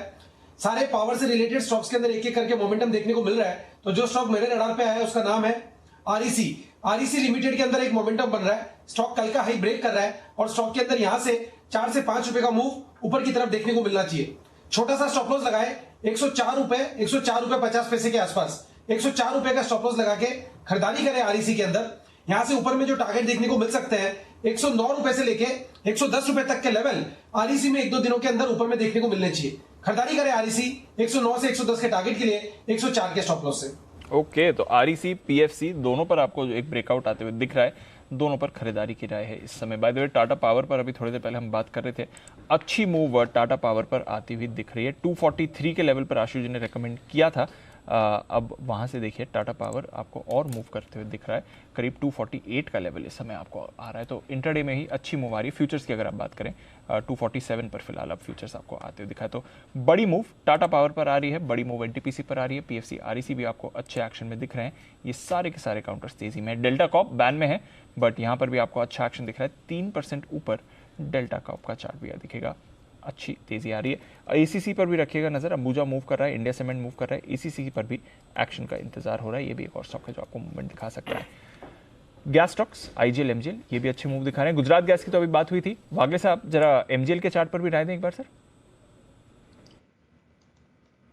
दीपांशु, ये पूरा स्पेस मुझे अच्छा लग रहा है। एमजीएल में भी स्ट्रेंथ है, पोजिशनली अगर ये 900 के पार निकल जाता है, अभी 900 के लेवल पे ट्रेड हो रहा है, अगर आज का क्लोजिंग 900 905 910 हो जाता है तो ये सीधा 935 940 तक कल जाना चाहिए। तो ये बीटीएसटी कैंडिडेट बिल्कुल हो सकता है। अगर 900 के ऊपर क्लोज होगा तो 30-35 रुपए की मूव बहुत फास्ट आ सकती है। तो ये है आपके लिए एमजीएल पर आइए बढ़ते आगे और अब वक्त है एक बिगुल का वागले साहब के लिए वागले का वंडर।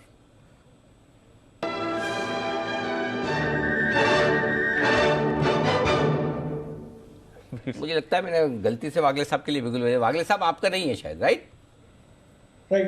कोई बात नहीं, तो एडवांस में बताइए। वो बिगुल था बसीन साहब के लिए। हाँ। तो बसीन साहब भी हमारे साथ जुड़ रहे हैं और बसीन साहब का भी स्वागत करते हैं। लेकिन बसीन साहब को से हम सवाल पूछे। बसीन साहब आप जुड़ चुके हैं ना? हाँ बिल्कुल अनिल जी। हाँ, तो 1 मिनट बसीन साहब आप जरा 2 मिनट लाइन पे रहिएगा और सुनिएगा भी जरूर, क्योंकि हम एक इंटरेस्टिंग वो सर्वे जो हुआ है उसकी डिटेल्स आपको सुनाना चाहते हैं। क्योंकि आपको सुनकर बड़ा आनंद भी आएगा। दुनिया भर के फंड मैनेजर्स का इस वक्त बाजार पर जो नजरिया है वो है बेरिश, मंदी का, और उनको दिख रहे हैं ढेर सारे रिस्क। ये हम नहीं कह रहे हैं, ये एक सर्वे कह रहा है। बिल्कुल। किसने किया ये सर्वे, किनके बीच में किया है सर्वे, क्यों किया है ये सर्वे, और इस सर्वे की डिटेल सारी क्या है, और ये दुनिया भर के दिग्गज लोगों के बीच में हुआ है सर्वे, ध्यान रखना। तो आशीष चतुर्वेदी हमारे साथ तैयार है बताने के लिए इस सर्वे की सारी डिटेल। बोलो बोलो सर। बैंक ऑफ अमेरिका ने सर्वे कराया 2 से लेके 8 सितंबर के बीच में, अभी अभी करवाया ताजा सर्वे, और बड़े काफी ग्लोबल फंड मैनेजर्स हैं 240 जिन्होंने इसमें पार्टिसिपेट किया। 240 फंड मैनेजर, 250। हाँ, और सबकी साइज काफी बड़ी है, तो उन्होंने पार्टिसिपेट किया है। अब सीधी बात बताऊं, ये काफी डरे हुए हैं, बेरिश हैं, और इसके पीछे कारण ये कि 2001 से लेके अब तक जो इनका कैश एलोकेशन है सबसे हाईएस्ट है, करीब 6% के आसपास का। मतलब अपने फंड में 6% कैश लेके बैठे जो लगाना है। हाँ। जब नीचे आएगा तब, जब आएगा तब लगाएंगे। अभी नहीं लगा रहे, अभी लगाने से नहीं डर लग रहा है। ओके। और ये 2001 के बाद हाईएस्ट है 6%। ये बड़ी बात है सर। 6% सुनने में कम लग रहा है, लेकिन 2001 से लेके अब तक कितना कभी हुआ नहीं है। और काफी सारी चिंताएं हैं, एक एक करके बता देता हूँ कि 72% फंड मैनेजर ऐसे हैं जो मान रहे कि 2023 में ग्लोबल इकोनॉमिक ग्रोथ जो है थोड़ी धीमी देखने को मिलेगी, लेकिन करीब 79 फंड मैनेजर्स % ऐसे भी हैं जो मान रहे हैं कि अगले 12 महीने में, 1 साल में जो महंगाई दर है इसमें आपको इम्प्रूवमेंट भी देखने को मिलेगा। लेकिन ये सर्वे काफ़ी डिटेल्ड है, इसमें एक एक असेट क्लास के बारे में पूछा गया और उनका व्यू पूछा, और बाद में सबका जो पोल है वो भी लिया गया। तो सबसे पहले अगर आप देखें तो जो डॉलर पर है, तो डॉलर पर लॉन्ग होने में 56% जो एनालिस्ट हैं वो बुलिश हैं, वो मान रहे कि 56% मान रहे कि यहाँ पर तेजी देखने को मिल सकती है। कमोडिटीज़ पर लॉन्ग जाने के लिए केवल 10% जो मैनेजर्स है, फंड मैनेजर्स, वो कंफर्टेबल हैं। जो ESG असेट्स हैं यहाँ पर केवल 8% हैं। US ट्रेजरी पर सिर्फ 8% जो है शॉर्ट जाने के लिए तैयार है। ग्रोथ स्टॉक्स पर लॉन्ग जाने के लिए 7% जो मैनेजर्स हैं, फंड मैनेजर्स, उनका व्यू है। और कैश पर देखिए, जैसे कि मैंने आपको बताया कि 6% आसपास जो है लेकर बैठे हैं कैश की कैटेगरी में। सबको डॉलर खरीदना है, बस सबको डॉलर खरीदना है। अच्छा। और चिंता बहुत सारी है सर। हाँ। जितना खरीदना नहीं उससे ज्यादा तो इन्हें टेंशन हो रही है। सबसे पहले 36% जो फंड मैनेजर्स हैं उनकी सबसे बड़ी चिंता का कारण है महंगाई। वो स्वाभाविक है कि सबको ही हो रही है। खुद की सैलरी इतनी बड़ी है फिर भी महंगाई, जिनकी कम है उनका क्या जी। अच्छा, तो 36% को महंगाई की चिंता। और सेंट्रल बैंक का सख्त रुख, ब्याज दरों में बढ़ोतरी, वो तो होगा ही होगा, तो 20% वो है। जियोपॉलिटिकल टेंशन 17% है। ग्लोबल मंदी 17% है। बाकी तो ठीक, सिस्टमिक क्रेडिट रिस्क है, तो ठीक है। कोविड से कोई डर नहीं है। कोविड निकल गया, 1% है बस। चाइना वाले होंगे, पता नहीं क्यों डर लग रहा है। 1% चाइना वाले भी तो होंगे, होगा। एक आध तो वो भी होंगे, उनको है। तो ये है बड़ा सर्वे जो 240 दुनिया भर के दिग्गज फंड मैनेजर्स के बीच में Bank of America Merrill Lynch ने कराया। 2001 के बाद सबसे ज्यादा कैश लेवल पर बैठे हैं। ये सारे वो फंड मैनेजर्स हैं जिन्हें ढेर सारा प्यार करते हैं हमारे बसीन साहब। बसीन साहब, इस सर्वे पर विशेष टिप्पणी आपकी है। नहीं अनिल जी, कोई इसमें क्या टिप्पणी करूँ, तो आपके सामने है, the proof of the pudding lies in the eating. Right sir. जिसके पास माल है उसने कमाया, जिसने घबराहट देखी, कोई आज नई बात थोड़ी है। Stock market is always got worries and it climbs walls of worry. ये कोई नई बात थोड़ी है। पहले आप रोज रोते थे पुतिन किस तरफ सोएगा, बाइडेन किस तरफ उठेगा, अब वो खत्म हो गई। चाइना के पास अपनी जो प्रॉब्लम थी वो खत्म हो गई। अब आप कहते हो इन्फ्लेशन की दर क्योंकि तेल नीचे आ गया, तो आपको कंफर्ट किससे है, मेरे को बताइए ना। अगर यूएस में इशू है तो वो और मैंने पहले भी कहा Europe is the elephant in the room. लेकिन इस सारे एम्ब्रॉयडरी में आपने ये नहीं कहा कि बैंक निफ्टी आज न्यू हाई पे हो गया, आपने इसकी तारीफ नहीं की। ना आपने कहा कि जिन्होंने बैंक निफ्टी या बैंक के शेयर लिए हैं वो they are laughing their way to the bank. तो markets will always have two sides of the coin, Anil ji. One is bullish, one is bearish, and you've seen the underdog. अब आप चाहते हो कि बाजार नीचे आ जाए तो मैं माल ले लूं, फिर आपकी व्यू बदल जाएगी कि we are relatively bullish and comfortable. मगर ऐसा बाजार करने लगा तो फिर सबके पास टाइमिंग का जिसे कहते हैं ना मूल मंत्र हो जाएगा, which I think I have never seen in my 30 years that anybody has been able to time it perfectly. बात है तो जब पेसिमिज्म ज्यादा हो तभी तो मौका है और माल भी तभी तो सस्ता मिलता है, ये मानना है बसीन साहब का अपने 40 साल के अनुभव का निचोड़। बसीन साहब बताएं सर, अब एक बार जरा आप बाजार के बारे में आउटलुक भी दें। आज थोड़ी वॉलेटिलिटी है लाइफ हाई बनाने के बाद बैंक निफ्टी में, बताएं सर क्या व्यू बन रहा है और साथ ही अपडेट्स भी। देखिए Anil ji, the real upsetting part is the IT इंडेक्स। और आईटी में जो भी फेरबदल है, ओवरवेट थे और सबसे ज्यादा ओनरशिप एफआईज की है, और वो कॉज ऑफ कंसर्न है यूएस में भी और यहाँ भी। अगर ग्रोथ में स्लो डाउन है तो IT spending budgets and so on, और आपने देखा है Nasdaq and IT stocks have under perform. वो थोड़ा सा निफ्टी के ऊपर एक ओवरबेयरिंग आर्च है जो इतनी आसानी से नहीं, तो बैंक निफ्टी तो आज न्यू हाई पे निकल गया, लेकिन कॉम्पोजिशन से प्रॉफिट लोग आ गई क्योंकि आईटी नहीं चल रहा। तो ये 1-2 दिन की अटकली है। मुझे लगता है next week we should see much more colour, और सारा कुछ हो जाएगा। 21 तारीख को जो फेड ने करना है कर लीजिए। एक आदमी के रुझान से आप इतना उतार चढ़ाव करोगे तो फिर भगवान से क्या आप मांगेंगे, है अनिल जी? बिल्कुल परफेक्ट है, सही बात है सर। एक तरफा थोड़ी चलेगा, थोड़ा ऊपर नीचे तो होना चाहिए। ये तो लाइफ लाइन है, अगर एक फ्लैट होगी तो फिर निकल गए तो थोड़ी ऊपर नीचे होते रहे तब तक ही ठीक है। बताएं सर, अब फ्रेश पिक्स नहीं, क्या क्या खरीदना है या कुछ बेचना है? तो अनिल जी 2 पिक्स है मेरी, और मेरे को लगता है ये यहाँ से आउट परफॉर्म करेंगी। सबसे पहले आपका है IRCTC। मैंने आपको बताऊं, IRCTC has quietly held an EGM, और उस EGM में डेटा मोनेटाइजेशन इज थ्रू। मुझे लगता है that will be a game changer for IRCTC। मैं 850 का टारगेट इसलिए नहीं बोल रहा, लेकिन 850 रुपए इस शेयर में आया ही आया। अब आप 724.25 में लीजिए 775 का टारगेट, और 712 रुपए का आपका स्टॉप लॉस होना चाहिए। IRCTC can be the star for the next I think 10, 12, 15 days, but in September itself you should see very good traction in IRCTC.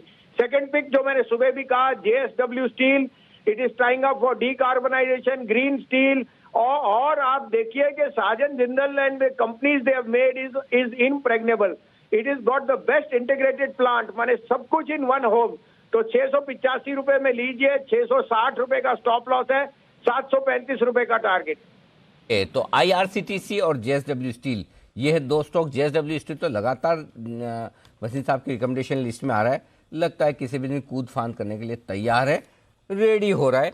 अब बस इंतजार है थोड़े से ही वक्त का, तो देखते हैं क्या कुछ होता है एक्शन यहाँ पर आगे बढ़ते हुए। ये है आपके लिए पूरा का पूरा एक्शन। शुक्रिया वसीम साहब हमारे साथ जुड़ने के लिए और अपनी कॉल्स भी शेयर करने के लिए। आइए कुछ और काउंटर्स हैं जहाँ पर आपको मूव बन रही है, ये आपको दिखाते हैं। अच्छा एक्शन आ रहा है BEML में, अभी एक स्पाइक बनते हुए दिखा है, उस पर भी रखिए नज़र। PSU काउंटर्स वैसे भी आपको अच्छे एक्शन में दिख रहे हैं, बट डेल्टा कॉप और अच्छी मूव दिखा रहे हैं। सुमित जी, बैन में है डेल्टा कॉप, बट जरा एक बार चार्ट देखें, डेल्टा में एक अच्छी मूव आ रही है, अभी एक फ्रेश स्पाइक भी दिख रहा है। क्या रहा है सर इस पर? दीपांशु देखिए, डेल्टा के अंदर थोड़ा सा बैन में है, इसकी वजह से इसके अंदर मोमेंटम रुका हुआ है। जैसे ये निकलेगा तब उसके बाद इसमें मोमेंटम और बढ़ेगा। डेल्टा के अंदर मेरे हिसाब से फिलहाल पोजीशन होल्ड करके चले। 220 का लेवल जैसे ये ऊपर में क्रॉस करेगा तो उसके बाद स्टॉक में 235 रुपए से लेके 240 रुपए तक के लेवल डेल्टा में देखने को मिल सकते हैं। एग्जिस्टिंग पोजीशंस होल्ड करें, 220 के बाद और बढ़िया मोमेंटम बनेगा, 240 रुपए तक के लेवल फिर आने वाले दिनों में डेल्टा में देखने को मिल सकते हैं। ओके, डेल्टा हमारी रिकमेंडेशन लिस्ट में है। 240 245 के पहले बेचना पड़ेगा। 245, इसलिए मैंने बोला बैन में जा रहा है, डिलीवरी के रख लीजिए। याद है? याद है। हाँ, तब 200 के आसपास था। 200, हाँ 200 के आसपास रहा होगा शायद, तब 200 के आसपास था। हाँ, तो अभी भी रखिए, बेचना नहीं है। बैन में गया था तब 208-10 हो गया था, 211-12 हुआ था, सॉरी 211-12। उसके बाद 208 तक नीचे भी आया, जिस दिन 1000 पॉइंट 1500 पॉइंट डाउन गिरा था उस दिन। अभी भी 210। तो ये अगर आपकी अभी भी इच्छा है, हिम्मत है, ताकत है, डिलीवरी लेके रख लीजिए बैन से बाहर आने के पहले। मोस्टली हो सकता है अभी आशीष बताएंगे, हो सकता है आज भी आ रहा हो, तो पता नहीं, जिस हिसाब से शॉर्ट कवरिंग हुई है हो सकता है आज बैन से बाहर 235 240 क्लियर। 250 का टारगेट दिवाली तक रखना ही है आपको, राइट, जल्दी से देना नहीं है। अगर एंट्री सही लेवल पर होगी तो कहना ही क्या है ना। ओके, चलिए बढ़ते आगे, और अब वक्त है आपके लिए एक और बिगुल का। हिमांशु जी तैयार है, हिटमैन हिमांशु।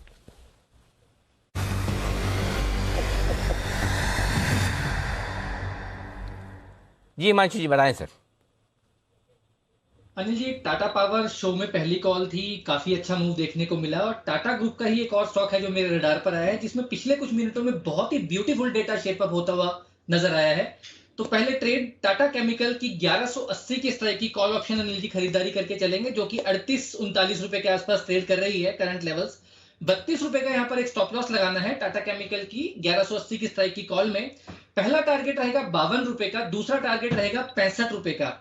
अनिल जी, टाटा केमिकल ने 1-2 दिन पहले अपने नए हाइज ऑलमोस्ट रीटेस्ट करे थे, उसके बाद एक कंसोलिडेशन में आता हुआ नजर आया, एक माइनर डिप लिया, और आज वापस से यहाँ पर खरीदारी की शुरुआत होते हुए नजर आई है। लेकिन मोर इंपॉर्टेंटली बहुत ही अच्छी तरह से जो हायर स्ट्राइक की कॉल है उसमें क्लियर कट अनवाइंडिंग होते हुए नजर आ रही है। तो मेरा ऐसा मानना है कि एक ब्रीफ डिप के बाद टाटा केमिकल एक बड़ी तेजी के लिए तैयार है और मेरा ऐसा मानना है कि आने वाले 1 से 2 दिनों में ये स्टॉक 1250-1300 रुपए तक की मूव दिखाने के लिए तैयार है। तो 1180 का कॉल ऑप्शन खरीदने की सलाह रहेगी 52 और 65 के टारगेट्स के लिए। ओके, ये खरीदना है। 38 और 48 दो बार कैसे खरीदना? 38 में अभी 48 पार करे तो और लेना है ऐसा? नहीं अनिल जी, अभी लेना है। 32 का स्टॉप लॉस लगाना है। 52 और 65 के 2 क्लियर टारगेट्स हैं। 38 में लेना ना, 48 का तो कोई लेना देना नहीं है ना। ओके, कोई ये लेना देना हाँ, ये 48 फिर गलत लिख दिया हमारे यहाँ से। तो चलिए 48 हटा दिए, 38 में लेना है। 32 का स्टॉप लॉस, 52 और 65 के टारगेट के लिए राय है आपके लिए टाटा केमिकल खरीदारी करने की। जेम्स ज्वेलरी, जेम्स से जैन साहब याद आ गए। जैन साहब भी तो है ना शो में। बिल्कुल है जैन साहब, वैसे तो आप बहुत सारे जेम्स स्टॉक लाते हैं ढूंढ ढूंढ के, हर रोज सुबह भी देते हैं 9:30 बजे। जेम्स ज्वेलरी से जुड़ा हुआ कोई स्टॉक पसंद है आपको? नहीं, बहुत ज्यादा तो नहीं है अनिल जी, वेरी फ्रैंकली पसंद इस सेक्टर। जेम्स पे रखा हुआ है आपने? सॉरी, नाम तो जेम्स पे रखा हुआ है। हाँ, नाम जेम्स पे रखा हुआ। रत्न ढूंढते हैं जयपुर वाले जैन साहब, जेम्स ढूंढते हैं और जयपुर तो जेम्स एंड ज्वेलरी की नगरी है। हाँ। और रीजन ये है कि जेम्स में ज्वेलरी में मुझे ज्यादा कोई बहुत अच्छे स्टॉक्स नजर नहीं आते हैं। और टाइटन पे थोड़ा सा ज्वेलरी की बात करते तो करते हैं, बाकी पास्ट में कुछ ऐसे रहे हैं जेम्स के स्टॉक्स के साथ या ज्वेलरी के स्टॉक्स के साथ एक्सपीरियंस, तो कोई बहुत ज्यादा अच्छा नहीं है। बाकी अभी रिसेंटली सिमी जी ने वैभव ग्लोबल के बारे में बताया था, वो जयपुर की कंपनी है, बस करेक्टेड बहुत है तो वो एक हो सकता है। और कुछ आईपीओ अभी आने वाले हैं, जॉय लुकास और ये सब मतलब आईपीओ आने वाला बड़ी ब्रांड है। बाकी साउथ इंडियन जो कंपनीज है वो लोग फिर भी थोड़ा अच्छा नेटवर्क लेके बैठे हुए हैं, तो वो लोग ठीक है। कल्याण ज्वेलरी का है ही था। So overall let's see how it goes like, but बहुत ज्यादा मैं एंथ्यूज्ड और बहुत ज्यादा मतलब एक्साइटेड नहीं होता हूँ इस सेक्टर को। नहीं भी है तो कोई बात नहीं, हम तो पूरे हैं और आपने एक ही स्टॉक का नाम लिया तो फिर उस पर तो रिसर्च करना बनता है। और ये रिसर्च है टाइटन पर। टाइटन का शेयर है इस वक्त फोकस में, क्यों है बताने के लिए तैयार है हमारे साथ नुपुर डिटेल्स बताइए। बिल्कुल sir, stock actually near all time high level पे, इसलिए शायद हल्का नियर ऑल टाइम हाई पे, इसलिए शायद हल्का सा करेक्शन है स्टॉक में। लेकिन अभी फिलहाल जो रीसेंट इंटरव्यूज में गाइडेंस दिया वो काफ़ी स्ट्रॉन्ग है जो कंपनी की तरफ से आया। हमने पिछले क्वार्टर में देखा था जब अक्षय तृतीया थी तब धमाकेदार सेल्स हुई थी कंपनी की, 250% की रिकवरी आती दिखी थी, हालांकि बेस काफ़ी लो था। ऐसी कुछ एक्सपेक्टेशन है आने वाले फेस्टिव सीजन से, बम्पर सेल्स की उम्मीद है। साथ ही साथ जो वेडिंग्स है उसके काफ़ी सारे मुहूर्त है इस साल, तो वहाँ से एडिशनल ग्रोथ आती इस बार आपको दिखेगी। एक ही कंसर्न है जो मैनेजमेंट ने हाईलाइट किया था, अगर इंटरनेशनल ट्रैवल और ऑटोमोबाइल्स की तरफ ज़्यादा इंटरेस्ट हुआ तो हल्का सा नियर टर्म में इम्पैक्ट आ सकता है, लेकिन लॉन्ग टर्म उनका मानना है कि इस साल 20% की रेवेन्यू ग्रोथ कंपनी करेगी, ये उनका टारगेट है। और FY24 का जो रेवेन्यू टारगेट दिया है वो 15 से 16% की ग्रोथ का कंपनी ने टारगेट दिया है। इंटरनेशनल ज्वेलरी सेगमेंट में बात करें तो कंपनी का टारगेट है कि 4000 से 5000 करोड़ तक रेवेन्यूज कर सकते हैं आने वाले 4 से 5 साल में। इनफैक्ट जो ज्वेलरी सेगमेंट के मार्जिन से पिछले क्वार्टर में हमने देखा था कि काफ़ी स्ट्रॉन्ग आए थे, 13% के आसपास आए थे, और ये जो 12 से 13% की रेंज ये काफ़ी स्ट्रॉन्ग और पॉजिटिव होती है कंपनी के लिए। यही उम्मीद लेके वो आने वाली 3 तिमाही को उन्होंने गाइडेंस दिया। अगर ज्वेलरी मार्केट की बात करें तो फिलहाल जो मार्केट है वो 4 लाख करोड़ के आसपास है। FY27 में यही मार्केट 7 लाख करोड़ का हो जाएगा। और ऑर्गेनाइज शेयर देखें इसमें तो फिलहाल सिर्फ 34% है जो ऑर्गेनाइज्ड मार्केट है, और ये बढ़कर 42% होने वाला है। और इसमें से टाइटन का जो शेयर होगा वो फिलहाल 20-21% के आसपास है, बढ़कर 23-24% आपको होता नजर आएगा। रिस्क इस स्टॉक में यही होती है कि जब गोल्ड के prices up and down volatility दिखती है उसके चलते थोड़ा बहुत इम्पैक्ट आता है। और वैल्यूएशंस अगर देखें तो काफ़ी ज़्यादा है, बिकॉज 5 ईयर एवरेज पे ये स्टॉक 60 टाइम्स पर ट्रेड करता हुआ नजर आया। फिलहाल क्लोज टू 80 टाइम्स पर ये 1 ईयर फॉरवर्ड पे ट्रेड करा। और कैरेट लाइन जिसका ऑनलाइन और डायमंड बिजनेस है उसे अगर सेपरेटली भी वैल्यू करें तो भी ये स्टॉक 70 टाइम्स पर ट्रेड कर रहा है। तो डिमांड काफ़ी स्ट्रॉन्ग है लेकिन वैल्यूएशंस थोड़े हायर लेवल पर है। ओके, तो ये है आपके लिए टाइटन जहां पर एक्शन है भरपूर। महंगा था, महंगा है और महंगा ही रहेगा। वित्त वर्ष 2024 अभी चल रहा है, वित्त वर्ष 2023, यानी कि 18 महीने आगे की अर्निंग्स पे 76 के मल्टीपल पर सिर्फ सिर्फ ये है डेवलप्ड मार्केट की निशानी। अमेरिका के स्टॉक ही इतने महंगे मल्टीपल पे क्यों ट्रेड करें, हमारे भी करेंगे और ये होगा। एक्चुअली इसमें एक इशू है दीप, जो डिस्कस करने वाली बात है वो ये, अगर मार्केट में ज़्यादा से ज़्यादा कंपनियां नहीं होंगी, अगर मार्केट में बड़ी बड़ी कंपनियां नहीं होंगी और अगर रिटेल की क्रांति इसी तरह से आती रही, पैसा आता रहा, तो फंड मैनेजर करेगा क्या? म्यूचुअल फंड में अगर पैसे आएंगे उनको तो लगाने, अब हर चीज़ महंगी है तो कौन सी महंगी चीज़ खरीदोगे आप जिस पे सबसे ज़्यादा भरोसा हो? एग्जैक्टली कि चलो ठीक है कोई बात नहीं, टाइटन महंगा खरीद के आप नीचे भी आ जाए तो जवाब दे सकते हो, कुछ दूसरा ऐसा ले लिया और वो नीचे आ गया तो जवाब कैसे दोगे? सो आई थिंक यही वजह है कि महंगे शेयर और महंगे हो रहे हैं, बड़े शेयर और महंगे हो रहे हैं। तो क्या है कि क्वालिटी स्टॉक्स में वैल्यूएशन का ही तो रिस्क है ना, क्वालिटी का रिस्क तो नहीं है ना, कंपनी का तो रिस्क नहीं है, प्रमोटर का रिस्क नहीं है, इसलिए ये शेयर और महंगे ट्रेड कर रहे हैं। पैसे का खेल है भाई, जिसके पास पैसा है जिसको खरीदना है तो खरीदेगा, क्या करते? क्यों जैन साहब, ठीक है ये मामला है या क्या करना चाहिए? नहीं, बिल्कुल बिल्कुल, देखिए टाइटन तो ऐसी चीज है इंडिया के, अगर कॉर्पोरेट हिस्ट्री में देखें, जब मैं एमबीए कर रहा था तो हमारे प्रोफेसर ने कितनी बड़ी बात कही थी और वो तब प्रेडिक्ट किया था, तब सिर्फ टाइटन 60 रुपए पे चलता था। उसके बाद टाइटन ने बोनस भी दिया और 10 से 1 भी हुआ और 60 रुपए मुझे याद है कि मैंने एमबीए के दौरान खरीदा हुआ, उनके कहने पे it is the biggest and the best most successful marketing story in the corporate history of India. मतलब ऐसा कोई भी सक्सेस आज देखिए, उस टाइम पे अगर आप याद करते हो तो टाइटन जैसा ब्रांड किसी ने भी इंडिया में बनाया नहीं और टाटा ने बना के दिखाया। पहले मुझे याद है घड़ी में एक वो सिग्नेचर इनिशियल होता था, शायद वो जवाहरलाल नेहरू जी का था, या वो घड़ी याद आती है हमेशा। तो इस तरीके का था और मुझे याद है मैंने लास्ट स्टॉक जब मैं ट्रेडिंग बंद किया था तो मैंने टाइटन के ही 200 शेयर बेच के मैं जयपुर आया था।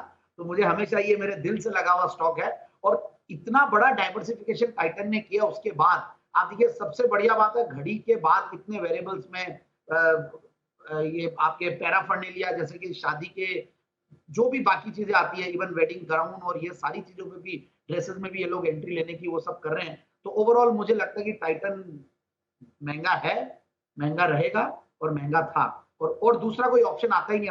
Top of the mind recall Titan ही आता। But yes, again one thing is more important कि जो गवर्नमेंट ने इतने सारे इनिशिएटिव्स लिए और अब देखने को मिलता है कि हम जयपुर में रहते हैं और देखते हैं तो काफी फॉर्मलाइज हो गई है ये इंडस्ट्री भी, काफी मतलब जो दूसरे रिटेल प्लेयर्स है वो लोग भी बहुत एग्रेसिवली अब धीरे धीरे कॉर्पोरेट गवर्नेंस के साथ काम को बड़ा कर रहे हैं। तो आगे आने वाले दिनों में ऐसा नहीं कि इनको कंपटीशन नहीं मिलेगा। जी ओके, कहाँ गए सारे एक्सपर्ट? हाँ जैन साहब भी।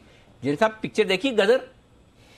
गदर देखी ना, बिल्कुल है देखी, लेकिन ढंग से नहीं देखी। फिर आपने किसके साथ देखी? अच्छा, गदर तो ऐसे तो किसके साथ देखी, तो जनरली तो वाइफ के साथ ये हॉल में ही देखने जाते हैं। तो पिक्चर ध्यान से देखा करो। डायलॉग आपने बराबर बोला नहीं। गदर में डायलॉग क्या था, किसको पता है? जरा आप मुझे बताइए। डायलॉग वो था ना, हमारा हिंदुस्तान जिंदाबाद था, हमारा हिंदुस्तान जिंदाबाद है और जिंदाबाद रहेगा। बराबर यही था। जैन साहब ने उसका जो टेंस है ना वो पास्ट टेंस फ्यूचर टेंस पहले ले आए, प्रेजेंट बाद में, पास्ट वाला पीछे आगे पीछे कर दिया, डायलॉग बराबर याद नहीं किया। वापस आप एक्सेप्ट कर रहे हो या वापस सुनाऊं जैन साहब? बिल्कुल बिल्कुल बिल्कुल अनिल जी, मैं मान गया था, बोलते टाइप पे याद आ गया था, पास्ट प्रेजेंट टेंस और फ्यूचर टेंस को मिक्स कर दिया। भूतकाल, वर्तमान काल और भविष्य काल में गालमेल हो गया जैन साहब। लेकिन चलो जैन साहब को पता चल गया। अगली बार अच्छे से देखना, मन लगा के देखना पिक्चर, ताकि डायलॉग याद रहे। ठीक है, ओके, आइए बढ़ते आगे। तैयार है कुशल हमारे साथ। टायर कंपनियों में जबरदस्त तेजी है और इस तेजी की वजह यह है कि इनके मार्जिन सुधरेंगे और दम लगाकर सुधरेंगे। क्यों सुधरेंगे बता रहे हैं कुशल, पूरी रिसर्च के साथ। कुशल बताइए।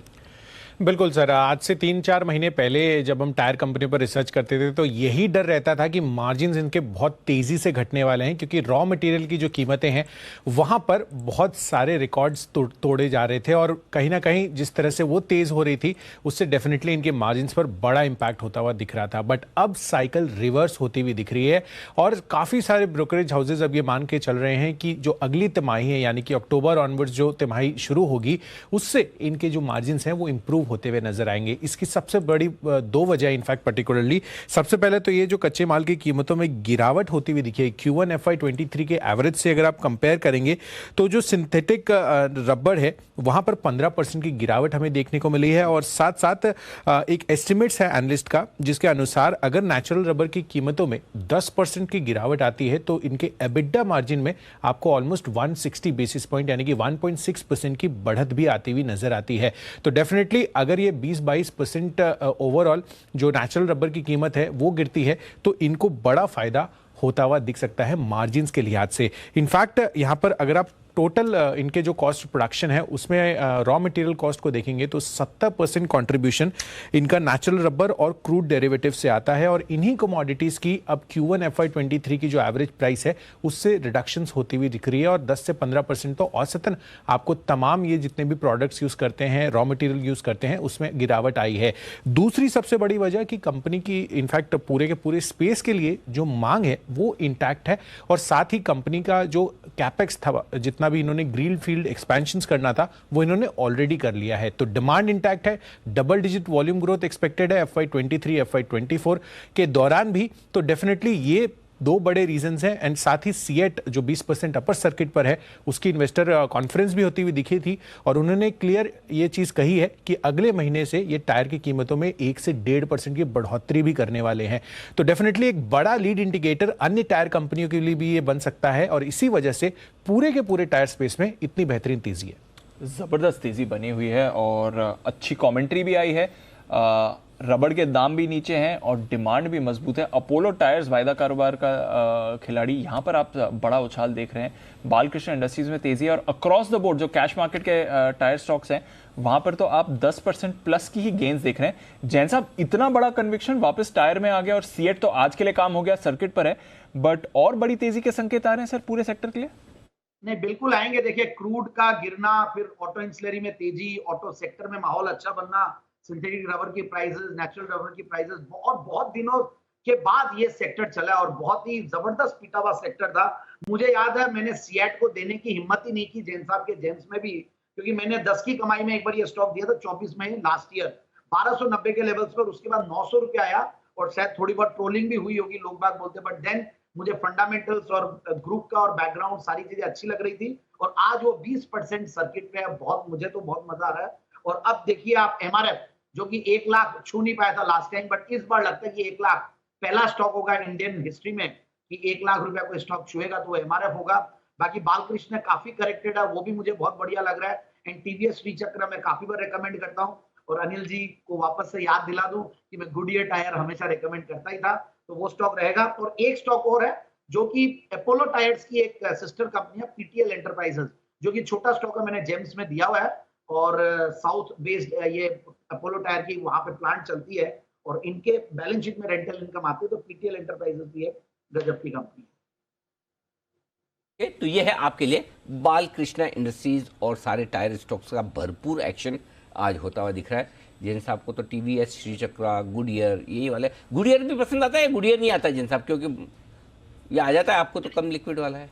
नहीं, बिल्कुल गुडियर ही आता सबसे ज्यादा। वही जो अर्धम अपन बोलते हैं, चांद में जो पहली बार गया था स्पेसक्राफ्ट, उसमें टायर गुडियर का ही लगा था, तो ये चीज तो हमेशा आती है। और प्लस ये कंपनी थोड़ी सी अभी एग्रेशन को और बढ़ाया है, जो मैं चैनल चेक से बात कर रहा हूँ। और टायर्स में कुछ हमारे ऐसे रिलेटिव्स हैं जिनसे हम समझते रहते, रिटेलर्स हैं वो लोग, तो उनसे काफी चीजों का पता चलता है। तो एमआरएफ एंड गुडियर और बालकृष्ण इंडस्ट्रीज ये मेरे हमेशा से फेवरेट रहे। और टीवीएस, क्योंकि टीवीएस मोटर्स, मैंने कुछ दिन पहले भी टीवीएस श्रीचक्र के बारे में जिक्र किया था इसी शो में, क्योंकि टीवीएस मोटर्स अगर ऐसे चल रहा तो सर्टेनली वो भी चलेगा ही चलेगा। ये जो चांद पर यान गया था उसमें टायर लगा था गुडियर का, राइट? तो उसमें तो डिमांड कितनी सर? यान कभी साल 2 साल में तो एक आध जाता है, कितने टायर लगते हैं उसमें? बट वो बात ये है कि देखिए उन्होंने गुडियर का टायर वहां लगा, तो गुडियर अपने वेबसाइट पे इसको अच्छा, मुझे लगा कि नए टायर भी इनके ज्यादा नहीं बिकते होंगे, रिप्लेसमेंट डिमांड भी नहीं होगी। तो कितने बिकते होंगे? अच्छा, 8-10। एनी आइडिया एक बार में कितने लगते होंगे टायर? 16 तो लगते होंगे, पता नहीं अब।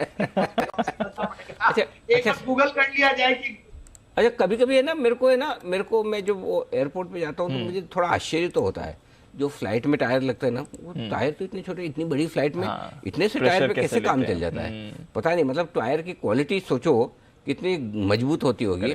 और वही चीज़ जो जैन साहब भी बता रहे हैं, गुडियर अगर वैसे टायर बने, एक बात वो नहीं कि कितने बिकते हैं, बात ये थोड़ी इज्जत का है, प्रतिष्ठा का है कि आप इतने बढ़िया टायर बना रहे जो अंतरिक्ष में जा रहे। जी कुणाल जी की विशेष टिप्पणी आ रही टायर पर, या आप जैन साहब पे ये नहीं बता, जी बताएं सर। अनिल जी देखिए, मेरे मन में भी एक जिज्ञासा पैदा हुई अनिल जी कि मान लीजिए चांद पर टायर अनिल जी पंक्चर हो जाए तो फिर ठीक कैसे होता होगा अनिल जी, ये है असली सवाल अनिल जी। और मेरे और राकेश जी के पास अनिल जी एक पिक ऑफ द डे है, तो वक्त हो तो उसके लिए भी आ जाइएगा, वो भी टायर से ही जुड़ा है। कहाँ वक्त है, पहले ये तो काम कर ले, पंक्चर वाला पिक तो आती रहेगी। जो भी भेजा जाता है अंतरिक्ष में यात्री, उससे पहले टायर पंक्चर निकालने की ट्रेनिंग ही दी जाती है, आपको पता नहीं था ये? अगर वो टायर का पंक्चर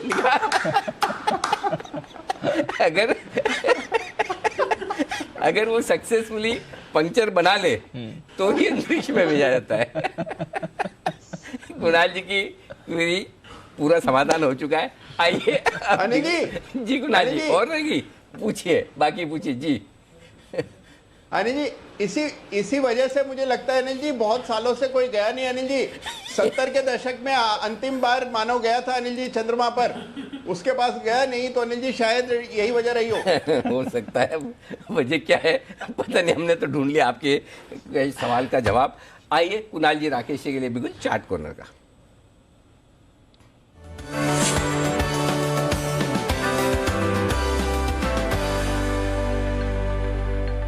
माफ कीजिएगा, बिगुल था पिक ऑफ द डे के लिए, बताएं सर। अनिल जी हमारा पिक ऑफ द डे है बालकृष्ण इंडस्ट्रीज। इसके अंदर भी गिरावट के बाद एक रिवर्सल देखने को मिल रहा है। 2020 के लेवल्स के ऊपर यहाँ पर एक ब्रेकआउट, एक पॉजिटिव क्रॉसओवर है, तो बालकृष्ण इंडस्ट्रीज है हमारा pick of the day. Over to Kunal जी।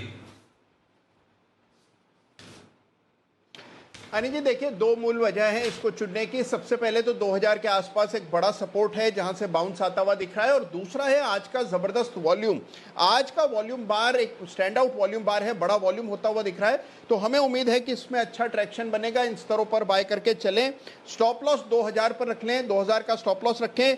पहला टारगेट 2100 का, दूसरा टारगेट 2150 का। खरीदारी की राय है बालकृष्ण। ओके तो बालकृष्ण इंडस्ट्रीज पर करें खरीदारी, ये आपके लिए राय आती दिख रही है। एमटार टेक्नोलॉजीज, इस पर रखिए नजर, खबर आपकी स्क्रीन पर आती हुई दिख रही है इस समय। और 540 करोड़ का ऑर्डर कंपनी ने जीता है, बड़ा ऑर्डर जीता है। सिविल न्यूक्लियर पावर की क्षमता से जुड़ा ये ऑर्डर है जो इन्हें दिखा है। एमटार टेक्नोलॉजीज पर करते हैं फोकस, और खबर के बाद देखिए स्टॉक भी रिएक्ट इस समय करते हुए दिख रहा है। 1700 का लेवल इस समय क्रॉस हो रहा है। जैन साहब कवर करते हैं सर एमटार टेक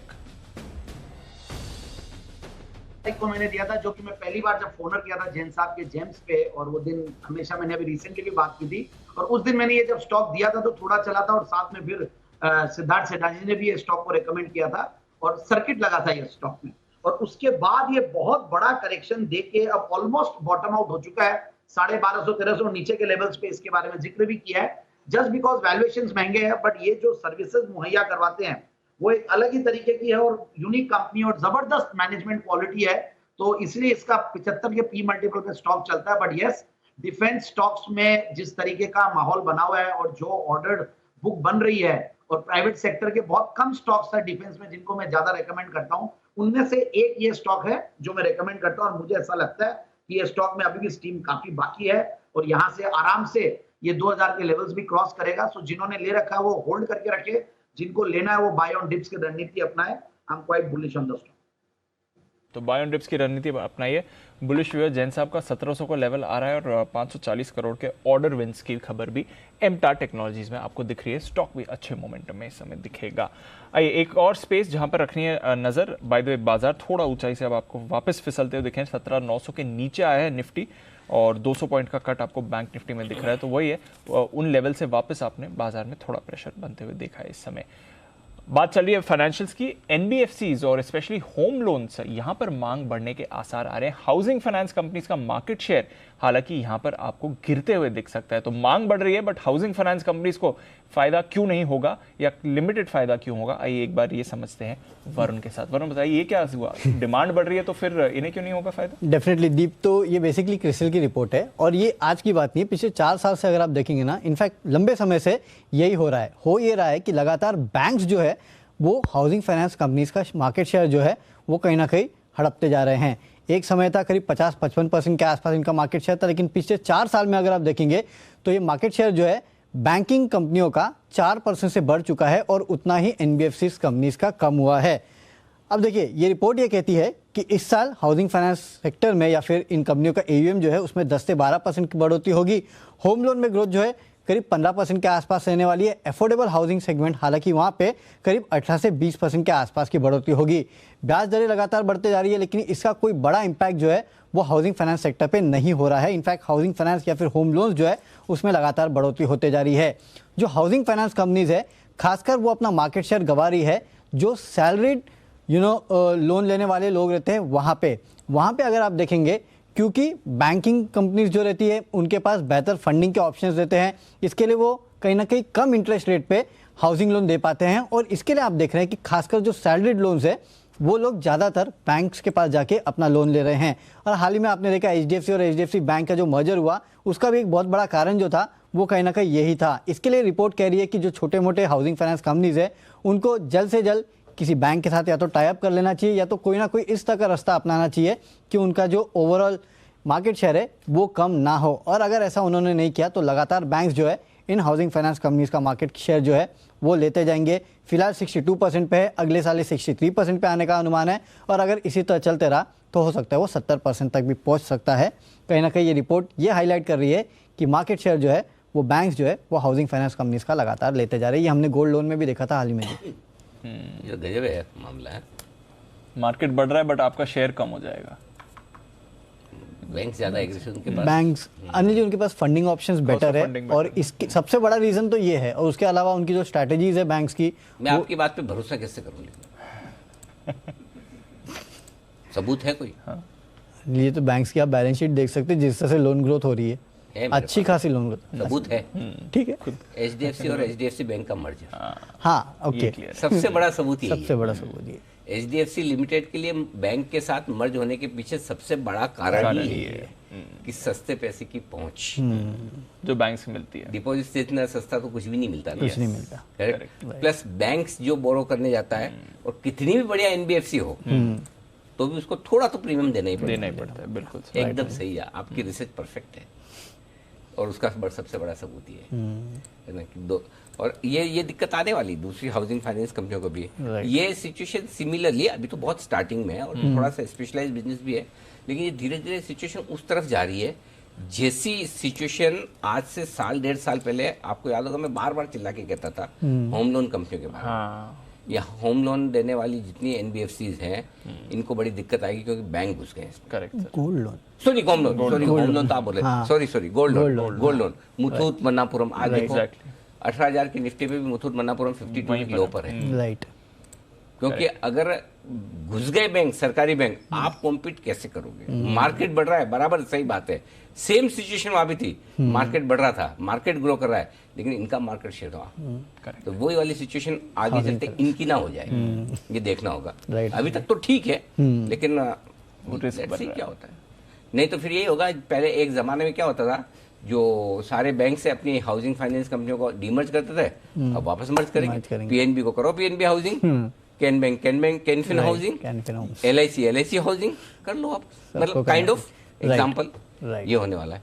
कंसोलिडेशन का दौर आ जाएगा। ओके, तो ये है आपके लिए रिसर्च एनबीएफसी को लेकर। आइए अनिल जी से लेते हैं उनकी रिकमेंडेशन कल के 2000।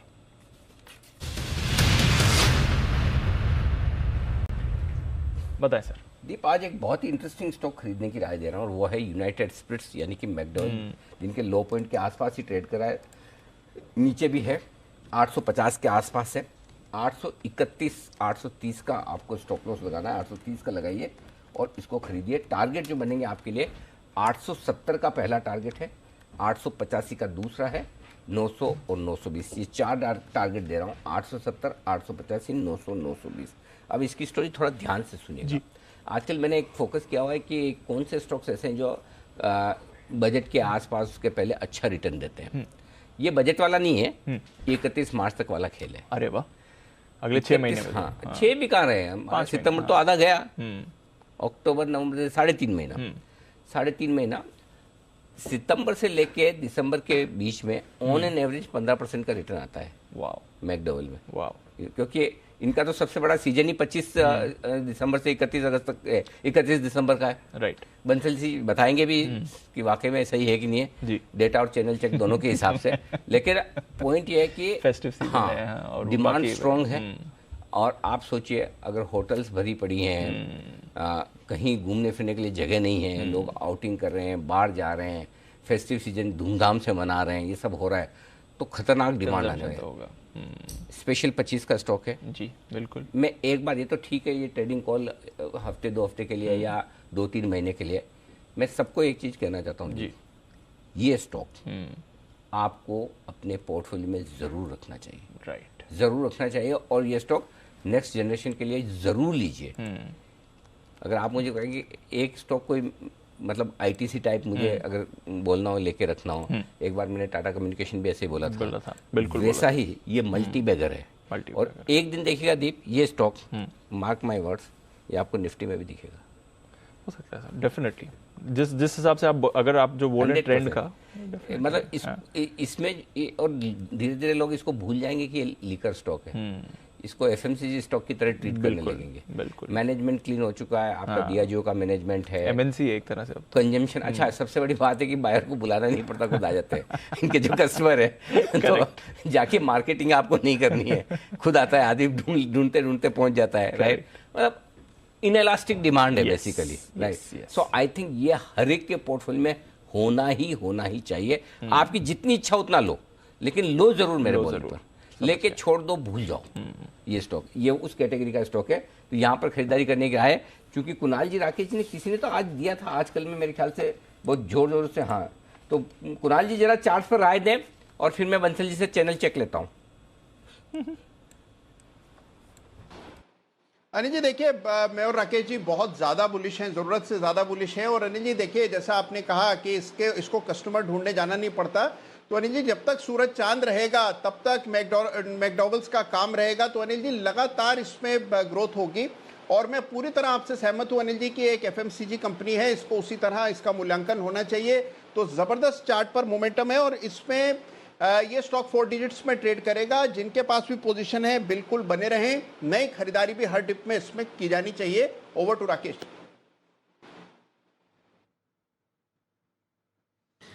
देखिए अनिल जी, जो चैनल चेक तो अलग होता है अनिल जी, एक नेटवर्किंग भी होती है। और नेटवर्क ये कह रहा है कि अगले गोइंग एट 3-4 महीने में काफी कॉर्पोरेट डेवलपमेंट्स और अनाउंसमेंट्स मैकडॉवेल्स यानी कि यूनाइटेड स्पिरिट्स में देखने को मिलेंगी और यहाँ पर 1000 प्लस के लेवल्स देखने को मिलेंगे। और अनिल जी देखिए, समय बदल रहा है। अब जब आप जैसा व्यक्ति जो इन सब चीजों से दूर रहता है, वो भी इसको एफएमसीजी मान रहा है, तो अनिल जी इसमें भी एफएमसीजी वाला सब कुछ होगा। और यहाँ पे अनिल जी हो भी रहा है, काफी अलग अलग तरीके की ड्रिंक्स भी आ रही हैं, नॉन अल्कोहलिक ड्रिंक्स भी आ रही हैं। तो री रेटिंग वाला कैंडिडेट है, 1000 प्लस के टारगेट्स है। इन स्तरों पे ओवरवेट खरीदारी की राय है। से दूर हूँ, स्टॉक से थोड़ी दूर हूँ।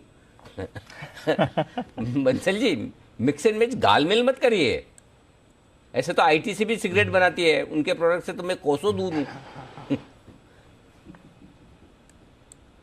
बताइए। नहीं अनिल जी, आपके एनालिसिस की बात कर रहा हूँ अनिल जी। आप अगर एफएमसीजी से वो कह रहे हैं तो मतलब कि कुछ देखभाल के कह रहे होंगे ना अनिल जी? तो सॉरी, आप जैसे लोगों को ही देख के कह रहा हूँ। और कहाँ से कहूँ जी कुणाल जी। और अनिल जी देखिए, सबसे अच्छी बात है कि अनिल जी बहुराष्ट्रीय कंपनी है अनिल जी। करेक्ट। तो अनिल जी मल्टीनेशनल कंपनी है, ये नहीं भूला जाना चाहिए।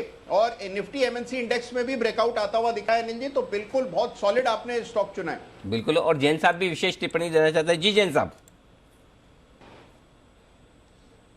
मैंने जेम्स दिया था उस टाइम पे तो 3-4% चला था, अभी 17% अप है। तो मैं बस वही नजरें डलवाना चाहता था कि रडार पे आए वापस से। कौन सा 17%? FM industries. फीएम इंडस्ट्री, अरे वाह क्या बात है, बहुत बढ़िया। आइए बिगुल सुमित जी के लिए।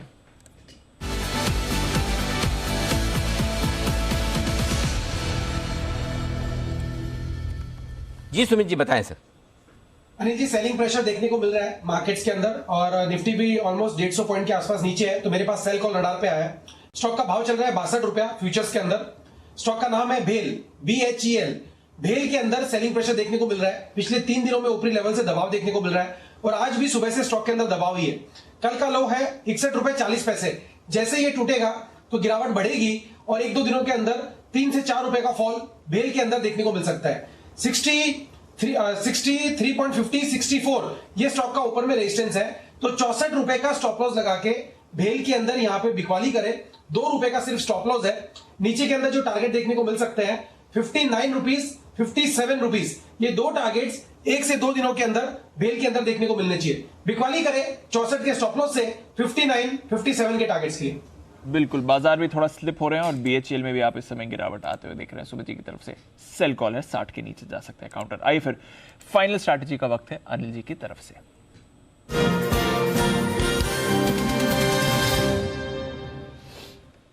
डाउ फ्यूचर्स एक्चुअली पिछले 5-10 मिनट में ऊपर आए थोड़ा अनिल जी, हालांकि हमारी ऑफकोर्स वीकली एक्सपायरी तो उसका असर आप देख रहे हैं। 60 पॉइंट ऊपर डाउ फ्यूचर्स है, नैस्डैक फ्यूचर्स सपाट है, यूरोप के बाजार मिले जुले हैं।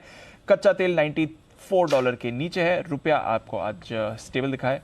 बताएं सर क्या करके जाना है? कुछ समझ नहीं आ रहा है एक्चुअली कि कुछ करके जाना चाहिए कि नहीं जाना चाहिए, क्योंकि डे लो पर जाकर बंद हो रहे हैं ऑलमोस्ट, राइट। 17,865 860 का ही लो है। सो आई थिंक डे लो पर बंद हो रहे हैं तो कॉन्फिडेंस तो कम होता है कल के लिए। और डाउ फ्यूचर पे बहुत भरोसा हम तो कर नहीं सकते हैं। 41,200 के आसपास बैंक निफ्टी जरूर अभी भी उतना खराब बंद नहीं हो रहा है, लेकिन निफ्टी थोड़ा सा नीचे तो बंद हो रहा है। हालांकि हमारा स्टॉप लॉस जो क्लोजिंग बेसिस पे 17,750 का उससे तो बहुत ऊपर है। सो आई थिंक फ्रेश पोजीशन के लिए कल देखें बजाय आज कुछ करने के, कल देखी जाए। जो पोजीशन है उसे होल्ड करें। शॉर्ट है 18,100 का कॉल खरीद लीजिए, लॉन्ग है 17,700 का पुट ले लीजिए ताकि आपकी हेजिंग होकर रखे। बैंक निफ्टी लॉन्ग है 41,000 का पुट खरीद लीजिए, शॉर्ट है 41,500 का कॉल। सिंपल सी ये बात है, नया कुछ नहीं ना। तो होल्ड पोजीशंस करें अपने हेज के साथ, नई पोजीशंस कुछ बनाने की राय नहीं है इस समय। थोड़ा बाजार में मुनाफा वसूली दिखी, इतनी बड़ी तेजी बनी थी और कल की आउट परफॉर्मेंस के बाद ये तो आना ही था, बट एक्शन वैसे आपके लिए अच्छा ही दिखाया। डेल्टा कॉप 6.5% ऊपर हो गया, ये रुकने का नाम नहीं ले रहा है। 2% ऊपर था जब हमने शो की शुरुआत करी थी, उसके बाद ऑफकोर्स हमने चर्चा भी करी। 240 245 के तो 45 के तो पोजिशनल टारगेट हैं ही अनिल जी के, बट डेल्टा पर भी रखिएगा नज़र। ये बहुत ही बढ़िया मूव दिखा रहे हैं, देखते हैं बैंड से बाहर आता है या नहीं, बट फिलहाल आज ऐसा लग नहीं रहा कि ये बैंड से बाहर आने के आसार दिखा रहा हो। श्रीकांत जी एक क्विक कॉल हिंडाल्को के चार्ट पर सर, आज का टॉप लूजर है वायदा बाजार का, क्या राय रखते हैं सर हिंडाल्को पे?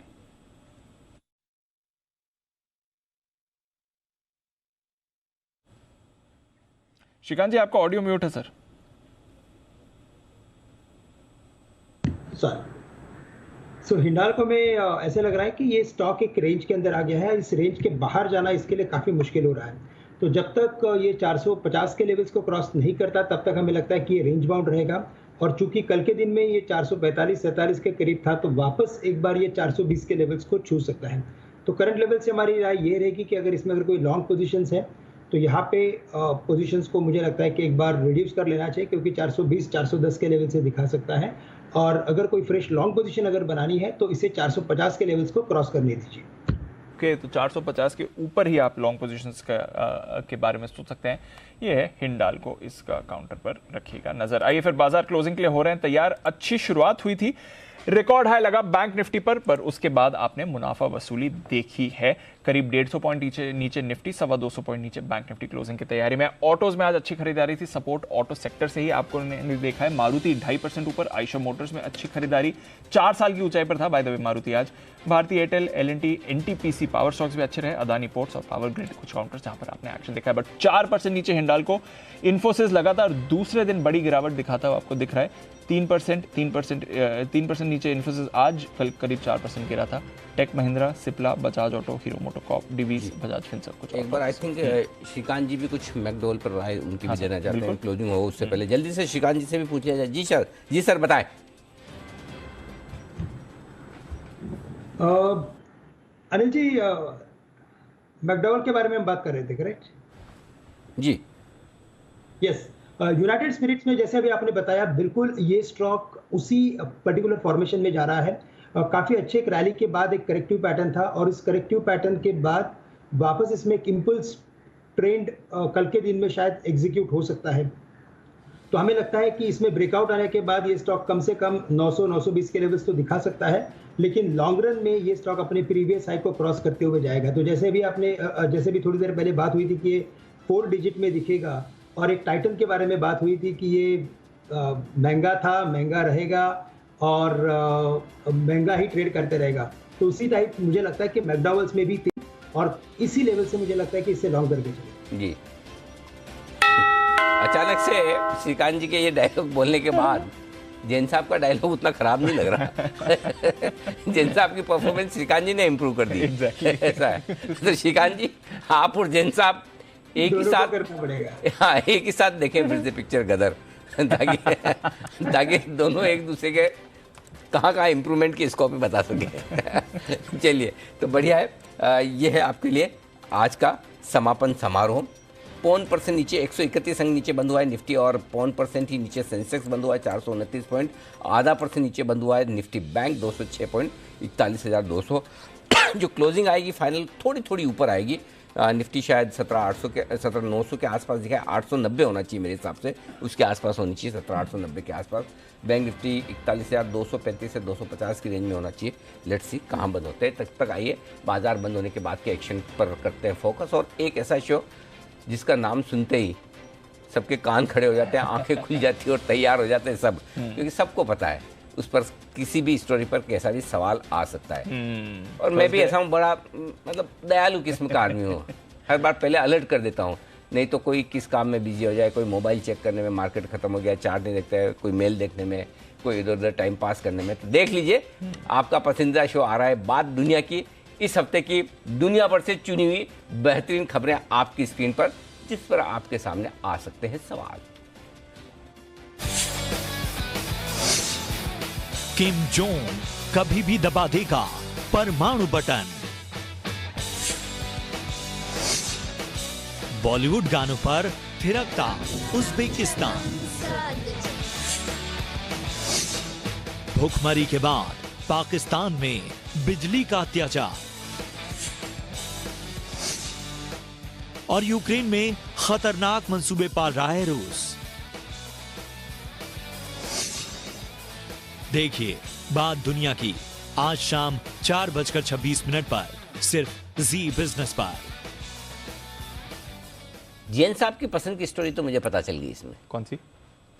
मैं आपको कान में बोलता हूँ, तब तक जैन साहब को पूछता हूँ। जैन साहब, आज मजा नहीं आया, आज सारे के सारे अलग ही टाइप की स्टोरी।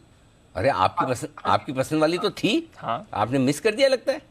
बॉलीवुड वाली ना। हाँ, उज्बेकिस्तान में हिंदी गाने, बॉलीवुड गाने, बस वही थी। बाकी वो किम जोंग और वो बाकी न्यूज का जो प्रभाव और प्रकोप था ना, हाँ, वो थोड़ा ज्यादा नेगेटिव हो गया। हाँ, बात तो सही।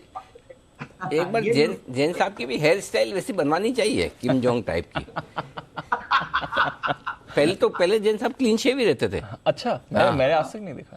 थोड़ा सा अगर चेहरे पे फेट वेट अच्छा सा आ जाए थोड़ा और किम जोंग जैसे हेयर स्टाइल तो निकाला सर। लोग डरेंगे आपसे जैन साहब। नहीं, डराना नहीं, हमें प्यार से डराना है सर।